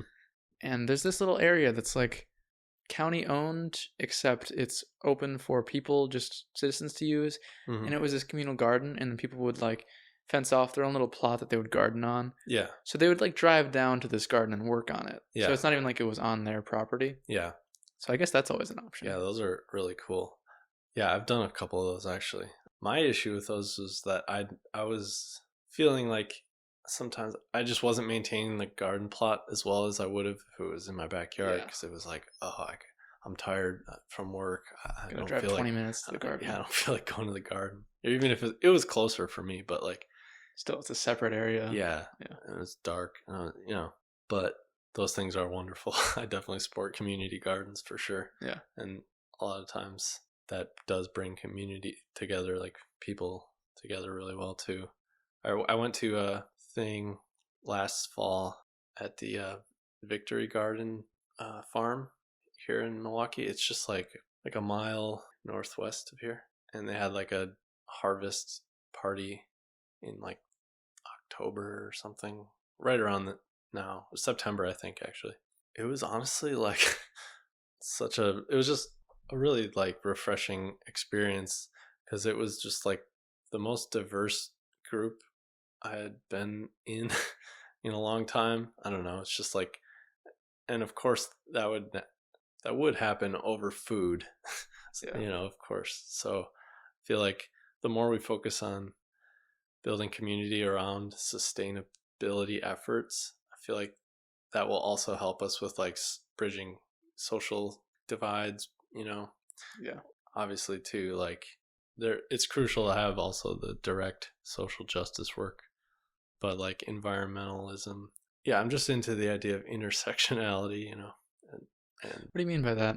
Just how we can address multiple societal problems at once. Yeah. Like by acknowledging that you know, like problems overlap and okay, right, and like different groups of people are affected by the same problems often. Yeah. But then also sometimes groups of people have their own problems specific to them. There's an issue with like sometimes with like people who are viewing societal issues very strongly through like one lens. Yeah. Where it's like maybe they're like I'm just thinking of this because I'm in a history class right now. It's called at UWM, and it's called History of Democratic Socialism. So it's really interesting. But I've been learning about like the socialist movement in the U.S. and how a lot of the people in Milwaukee in particular, there was kind of like a divide between some socialists saying like, well, basically it was like talking about like racial injustices. Some socialists took like just a very hard line, like Marxist view, which was like class struggle is the root of everything. And if we address economic injustice, then racial justice will follow. But then there was a black socialist living in Milwaukee at the time. I can't remember his name, but he kind of like at a certain point turned his back on a lot of the white socialists he was working with, and he said, no, race first for me. Like, so I think like the value of intersectionality today is like acknowledging that for a person of color, maybe that is like totally makes sense to like for them to focus on that social justice issues, instead of trying to, and then for us to acknowledge that like just fixing the environment or just fixing the economy is not going to necessarily lead to racial justice or any kind of other social justice.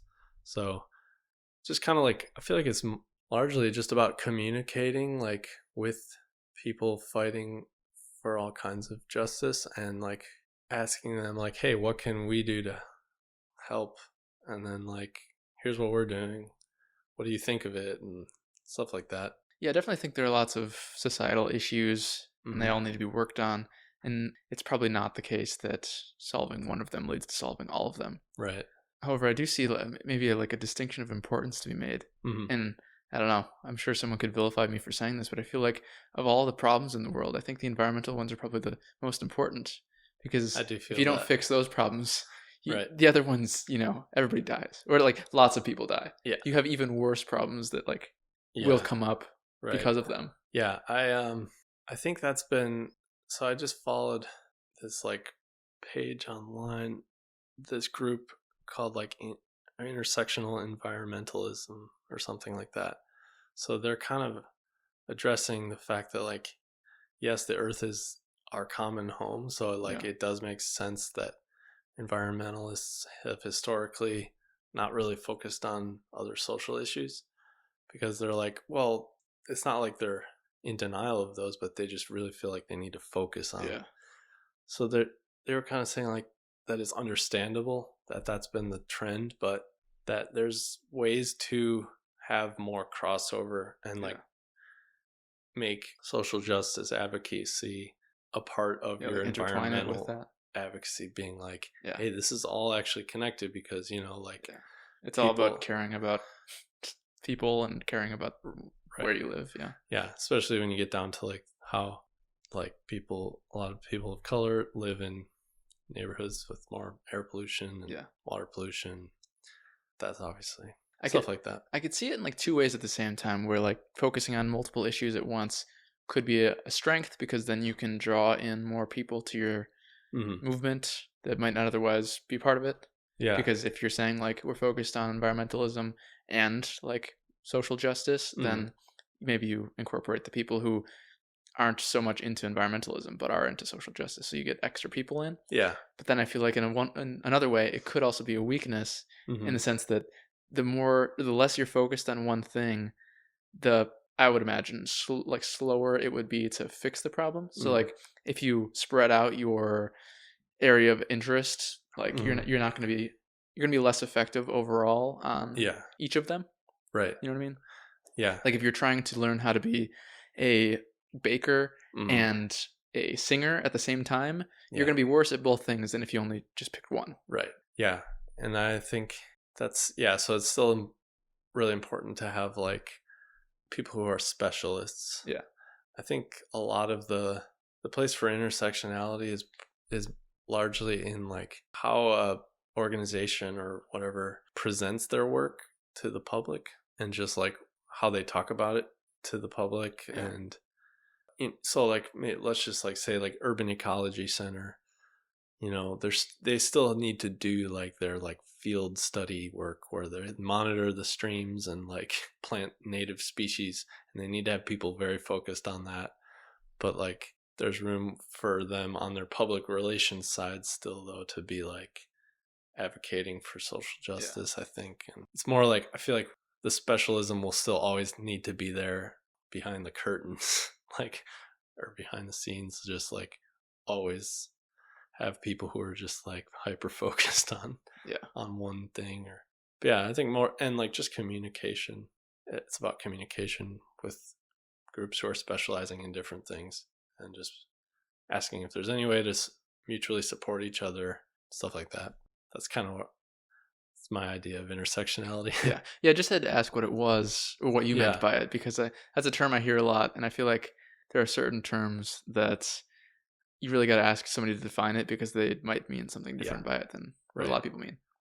Like it does get thrown around a lot these days. So like basically anytime somebody says socialism, I have to ask them what they mean by it. Right. Especially if they're arguing against it, because then it's like, what's the version of it you're arguing against in your mind? Speaking of with this. I've been learning.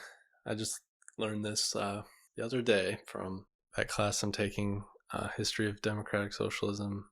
It might be in the U.S. I can't even remember what the title of the course is called, but I think it's because I think we're mostly focusing on the U.S., but I'm not totally sure. But I just think it's really interesting that Milwaukee, we've had 3 socialist mayors in our history. The first one was elected in 1910. The next one was like 1918, and that one served for 24 years. And then there was a third one. So yeah, Emil Seidel was the first one. Daniel Hone, who they named the Hone Bridge after, was the second one. And then Frank Zeidler was the third one. But I think it's really a crazy story, the story of the first socialist mayor. So he only served for 2 years, from 1910 to 12, but while he was serving, there was a socialist majority in the Milwaukee City Council, which is pretty wild. And they also they sometimes called themselves socialists. Sometimes they call themselves social democrats, because their brand of socialism was more pragmatic, and they're yes, the end goal is abolition of these unjust systems that are hurting the working class, but we still have to just try to play the game that is being played and get elected to government positions. And so they were really pragmatic, and sometimes criticized by socialists elsewhere in the world for it. They got the name sewer socialists for that reason, because it was all they're doing is just getting new sewers and municipal improvements, and they're not actually really socialists because they're not interested in revolution. But they did a lot of amazing things for the city, and some of them they didn't really appreciate that kind of remark, because they claimed they were still true socialists. Yeah. They were just being realistic about things. But anyway, this first one, some of the things he did in his 2 years with the majority Socialist Common Council was establish an 8-hour workday for city employees, after there had been decades of struggle for that. There was apparently even some horrible event in Bayview in the 1880s where a bunch of people were killed. I don't know if it was by police or whatever, but anyway, the 8-hour workday was finally established by this guy for city employees. And anyway, he also raised minimum wage for city employees by 12%. He established the vocational school that is now known as MATC. I think he might have established the park system, or it was either him or the next socialist mayor that did that, the city park system. He also advocated for unions, and offered to serve as what were called arbitrators in a union strike, where basically it's just the legal proceedings. They would the city would help the unions out, which I think is pretty cool. But anyway, the funny part about it is, after 2 years of this, the Republican and Democratic parties in Milwaukee joined forces and christened one candidate that they both agreed on, just to defeat the socialist guy, because they just didn't. Yeah. I just thought that was wild. I think that's kind of funny how that still sort of seems like it's going on today, where Republicans and Democrats both reject anything resembling. It smells like socialism. Yeah. Can't have Bernie Sanders. Right. Let's have Joe Biden instead. Right. Exactly. Yeah. I just thought that was really funny, and that they had to create another candidate. Although we did have basically a socialist president for 16 years. FDR was so socialist. Yeah. He instituted all these things, Social Security, and the New Deal. Yeah. And he was basically spending a bunch of government money to get us out of the Great Depression. Yeah. And everybody loved him. Also. Yeah. He was. Yeah. Because it's I don't understand why. I mean, this could be a whole 2-hour conversation in itself, but just the fear of anything that smells like socialism, like you said, it's. I think at least part of it is the lingering ghost of McCarthyism. It's the Red Scare, anything that's, socialism is closer to communism than Which is capitalism is. Yeah. And people are so afraid of communism in Because- all its forms. Yeah, because of the certain dictatorships that have Yeah. happened. Yeah. Still silly to me that people can't think critically enough to recognize that, like, just a few socialist implementations within a democratic system is Would a far help out cry from you like, individually, yeah, as well as everyone you know. For instance, if we had universal basic income. right? That'd be great. So this podcast might actually come out after the election, so I don't know what the turnout will be, obviously, but right now there's like ads, and during the presidential debates, Mhm. you've got Trump or Mike Pence who are trying to put Biden's proposed tax cuts Mhm. to seem like some sort of like attack on the American people. Like he's gonna like raise taxes for anybody who makes over $400,000 a year. It's like that's not most people. Like Yeah. odds are if you just heard that sentence, it doesn't affect you, and it actually probably should be a good thing for you. Yeah. Even the people who make $400,000 a year, it's probably a good thing for. Yeah. The thing that just bothers me is that the Republican Party has convinced so many working class people that billionaires earn their wealth, or even millionaires. It's like that. Oh, they're just living the American dream. That's that. There's nothing wrong with that. And we shouldn't penalize them for that. It's convinced they stand people up to for go them. against their own interests. Yeah. Like you don't want unions. Like no, that's bad for you. It's like we're just gonna pay you as little as possible, and you still have the ability to make $1 billion, and just it only depends on your own genius. Yeah, right. You can do it. You can become the next Jeff Bezos, no problem. It's like, no, you either have to inherit or exploit. Yeah, or just get extremely lucky. Yeah, right. Yeah, but your effort is not a large ingredient in the recipe. Agreed. It's still a necessary ingredient. You do need effort. Yeah. This brings back once again to that book Outliers. You need effort, but your circumstances are actually what opens the door. Mm-hmm. You could be the most proficient at something in the world and never get an opportunity to actually benefit from it. Right. Yeah. People always say, like, talk about how rich people worked hard. I'm like, I'm sure they did, but like everybody's working hard. Right. Yeah. I mean, there are stats that show that like millionaires are like they work the most hours out of any other group of people. Okay. But then it's like, is that proportional to the amount of money they make? Right. Are they working millions of times harder than I am? They obviously cannot be, like physically. Yeah, just hours is like. So yes, they might be working more because they're a CEO, so that a lot of things demand their attention. Yeah. But do millions more things demand their attention? Yeah, right. I mean, it doesn't scale well. Yeah. That argument anyway, it doesn't scale well. And what I meant before by saying the tax is good for you if you make $400,000 a year is there's a certain amount of wealth inequality that actually becomes bad for the richest people. Oh yeah. The economy does worse with higher levels of wealth inequality. Okay. Like if you've got super big stratification and lots of poor people, they're going to be spending less money. Mm-hmm. They're going to be stimulating the economy less. Mm-hmm. It's going to be, there's less innovation and there's less opportunities for money to be made in that circumstance. Right. So if you're an uber rich person, you get taxed and that tax money goes into stimulating the economy. Yeah. I mean, you get a couple more percentage of your money taken off that was going into like something so important for you. Yeah. You already had so much excess money that you probably don't notice the few extra percentage of your income getting removed. Yeah. But it's going to helping so many more people who, I would hope you give a shit about. Right. Yeah. I would hope. Somehow you can convince working class people who are literally in poverty to vote against that. Mm-hmm. Yeah. It's mind blowing. Yeah. And also I think part of that too is like there's certain issues like abortion.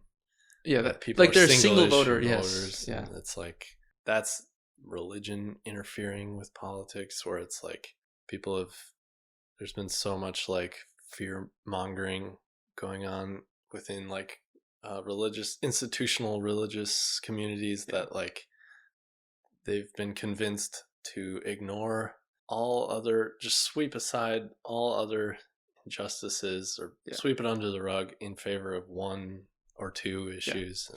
That actually comes back to what I was saying, how it could actually be a weakness or a strength to focus on multiple things, multiple problems. Because yeah, if you so exclusively focus on one thing, it actually might be detrimental in the long run that you're excluding your attention from all these other issues. Yeah. If you're a single issue voter and all you care about is abortion, Mm. everything else that you are putting into action through your vote could come back to bite you. Right. I'm sure you got one thing you wanted, but did you get the other 99 things? Right. Yeah. And one thing that should be mentioned, and of course, don't exactly take my word for it, I could be wrong or whatever. So look into it if it piques your interest.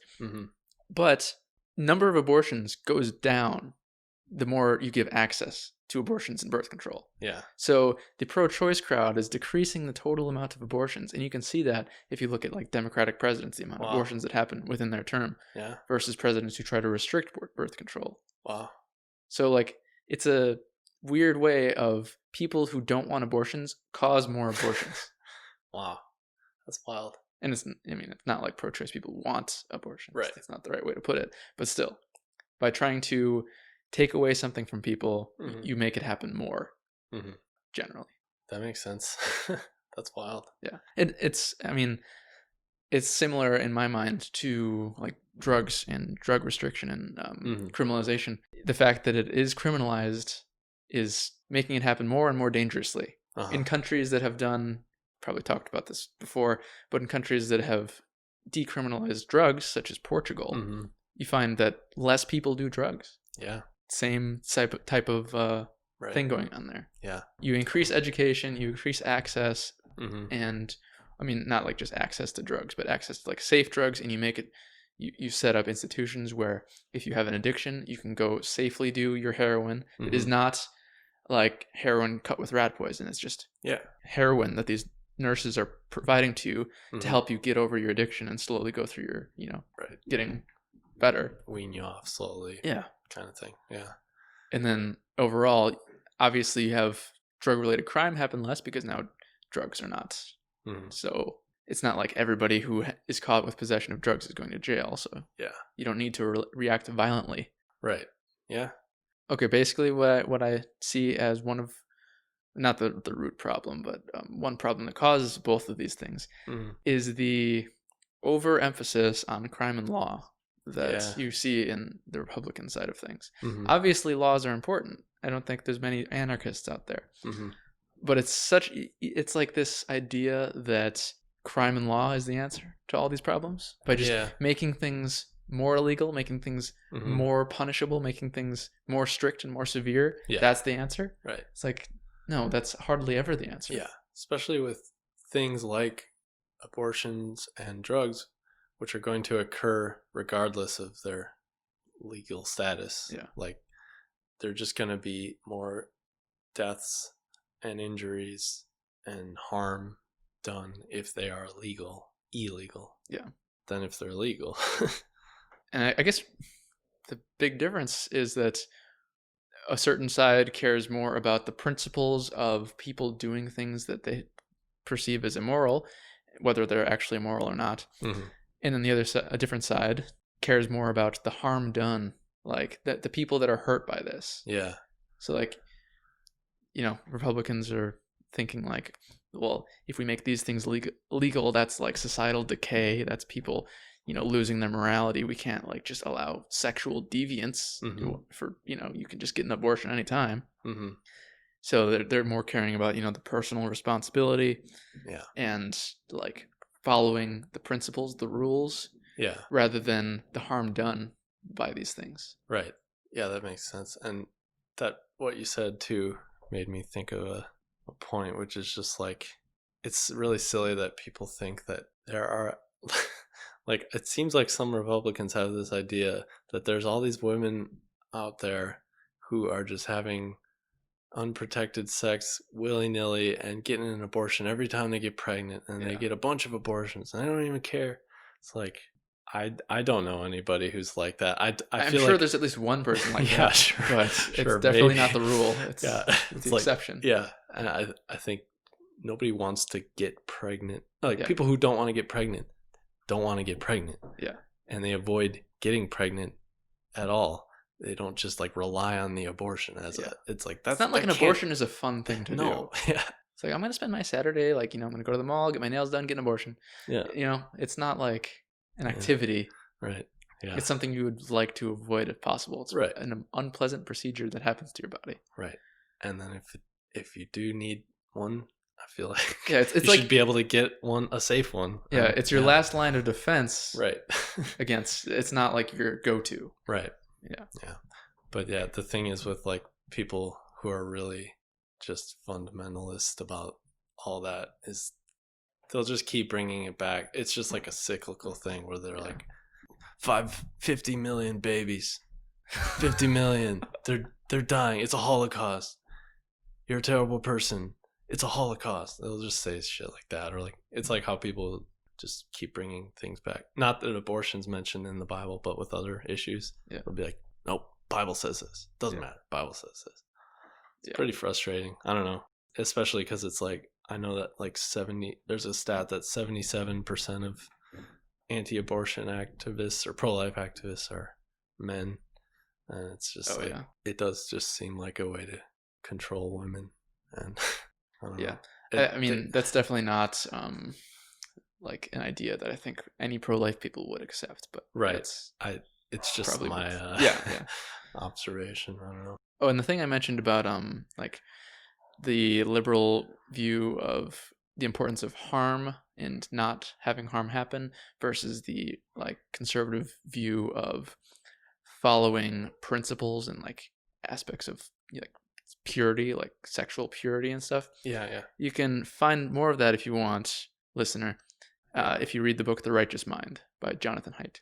That also makes me want to just say that like I think there are merits to like conservatism in general, and there are merits to liberalism in general, and it's not like one side is completely flawed. And I just I hope we can get to a point as our generation starts to replace the older ones in like political offices and just in the professional world, that there's more just like listening to each other with the intent to understand rather than just to attack or pounce back or hold the line, hold the party line. It's like because having conversations where you're open to having your mind changed on something. There's a lot everybody can learn from each other, and I don't know. I do wonder if that is going to get better or worse, because we're definitely living in a period of misinformation and intense political polarization, largely thanks to social media and the internet. And I wonder if the younger generations, people younger than us, like teenagers and stuff, are wise enough to the ways of the internet to realize that it's not actually representative of the real world, and it's a distorting effect on the real world. Where a lot of people older than us, and even people our age, but especially people older than us, like our parents' age, for instance, 40 and 50-year-olds who are on the internet now are definitely falling into the trap of believing in misinformation on the internet. And thus they are thinking that the other side is like evil and demonic, and like they're getting this unrealistic view of what other people believe. So I wonder if people younger than us see through that, or at least are more like, since they grew up with it, they're more capable of distinguishing what's actually true from what's internet true, or if it's just going to continue to get worse. I don't know. I do think there's a chance of the former. I hope so. I mean, I would think that like basically you throw a stone at a group of teenagers and the one you hit is going to tell you that. That was a weird analogy, or a weird way to put it. But anyway, the random teenager sample you choose, they're going to know that Facebook and Twitter and Reddit and whatnot are bad sources of information. Untrustworthy places to find your news.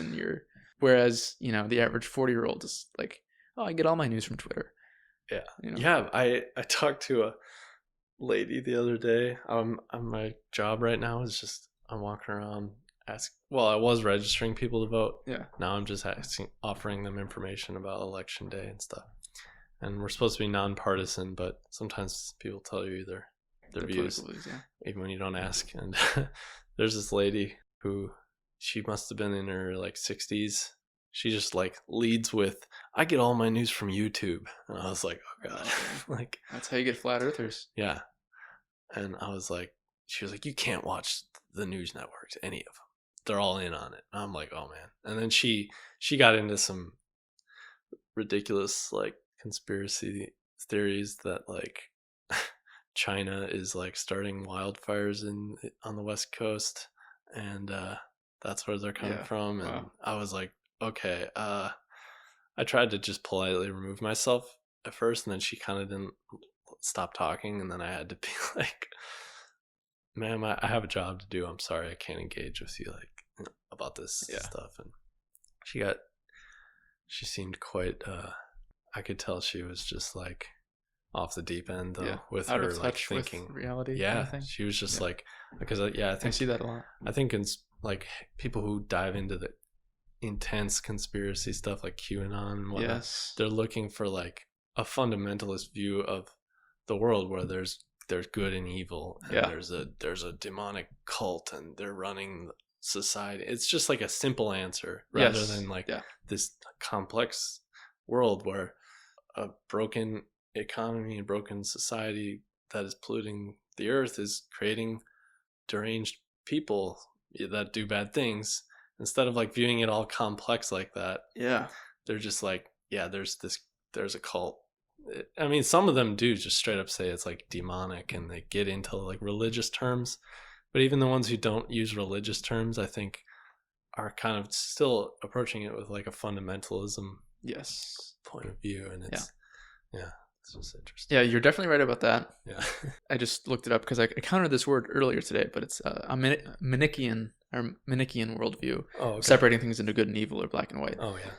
Which is definitely what's going on. Mm-hmm. Another aspect of it that I find in conspiracy theory thinking that's similar to what you're saying is there's like this need for people, often like a religious thinking fits into this too, and conspiracy thinking.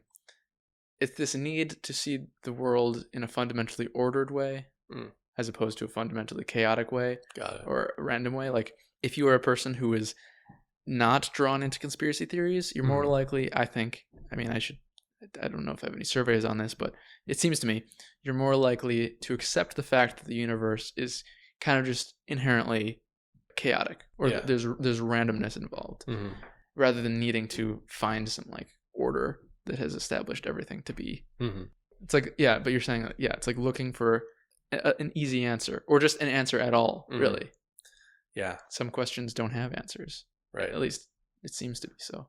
Yeah, and I think also maybe just to tie this back to like the ecology stuff, like I think there's an issue of people being afraid of like thinking of the universe and the world as chaotic, because our society is like making us believe that like the wild, which is like what was here before we got here, is ruthless and chaotic, and that we're bringing order to it with our society, whereas like the truth of the situation is more like there's a loose, it's like a controlled chaos more so, like in ecosystems and stuff, where it's almost very ordered in a way. It's actually not that scary, so like there's nothing to fear really.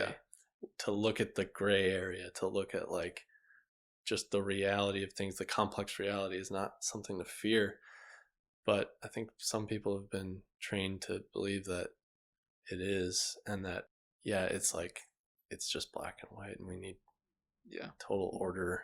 Does that make sense? No, I get it. Although, I mean, it really, if you look at it in a way like ecosystems, if you just have one that is, take humans out of the picture, and you just have an ecosystem that has been growing for millions of years, and you look at it, it's like, there's like a harmony there. There's a interdependence on all the species, and they're working with each other or against each other, but in ways that keep the thing stable. There's like an inherent stability in, I guess, really life in general. Like, plant life, animal life that develops, it's stable, which I feel like is like a main factor in what order is. I think maybe if you look at the universe as a whole, it's not so stable. It's gonna things get sucked into black holes, and the universe there's genuine randomness that comes about. And even on Earth there's like mutations.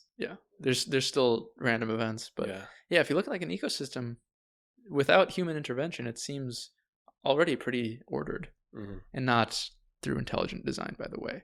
Yeah. Ordered out of, years and years of evolution and things working with each other. Yeah, exactly. And that too is another reason I feel along those same lines. I think like we can probably make our society less, like, especially in this country, like it's probably possible to make it less vile and like hyper partisan because because of the fact that like human beings have the innate capacity to connect with each other and to like organize and like to better communities. So I think a big thing with like sustainability is like going to be more localization of sustainability efforts and like just more community gardens, stuff like that. But I hope that people just start talking to their neighbors no matter how different the neighbors are, because it's like if we're living in the same place, like we do have, we're living in the same ecosystem, so it's like we should be able to communicate as residents of the same like city, because there's like just I don't know, we should be able to understand each other a little better after a conversation. Like you do share a community, so you should act like it. Right, exactly. That's great. So before we end the podcast, I've been asking people what your favorite book is, or what a book you would recommend to the listener is. Okay. Doesn't necessarily have to pertain to this conversation. Yeah. Just maybe a recent one you read, or one of your favorites. Yeah. If you have one. Yeah, I have some. I think I'll say a few to recommend. One that is definitely relevant to some of the stuff we talked about. It's called Braiding Sweetgrass. It's by an indigenous author. Her name is Robin Wall Kimmerer, Kimmerer. She writes the subtitle of the book. So it's Braiding Sweetgrass. The subtitle is Indigenous Wisdom, Scientific Knowledge, and the Teachings of Plants. So she is not only... I saw you reading that book in the past. Yeah, she's not only an indigenous woman, but she is also a trained botanist. She has like a PhD or something in botany. So she's bringing together kind of the scientific approach to plants with like the indigenous approach, where it's kind of more like almost animistic. Yeah.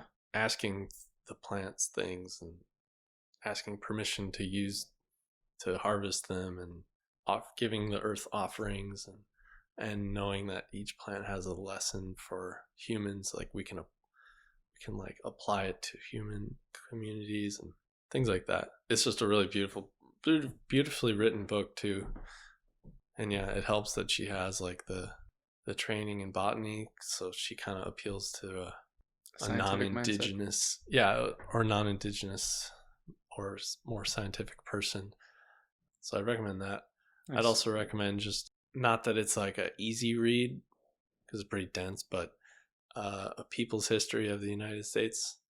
It's by a historian, Howard Zinn, and he just kind of tells U.S. history through the lens of the people who have been oppressed and didn't get their version of the history written in our textbooks. Yeah. So that's like a really... And actually his work, he's dead now, but like he has a whole foundation in his name, and like I believe that his foundation is connected to the 1619 Project, which is the thing that is educating people about slavery in the U.S. in schools now, but it's being actively suppressed, or in danger of being suppressed by Trump, because he's like acknowledged it as being an unpatriotic education, and he wants to give he wants to return the a patriotic education to the U.S. Which is basically, I think, turn a blind eye to all the terrible things that, like, history from the victor's perspective. Yeah, so I guess those two books I'll recommend. Cool. Oh yeah, I've mentioned two books throughout this podcast, I think, already, but I'll mention one more that you should read. That's interesting. It has to do with sustainability and stuff. Silent Spring. Mm-hmm. It's like the book that launched, or largely responsible for launching like the new like environmentalism movement in the 60s and onward. and mostly about pesticides and how they've ruined the world. It's very depressing, but very important. Rachel Carson, right? Rachel Carson. Yeah. I've not read it, but I want to. Yeah. It's very good. Very sad. Yeah. Yeah. Thanks for being on the podcast. Thank you, Wade. Any parting words? Have fun. Stay safe. Have fun. Stay safe. Stay together. I like it. Go for a walk. Yeah. Go outside. Go outside. Bye, everybody.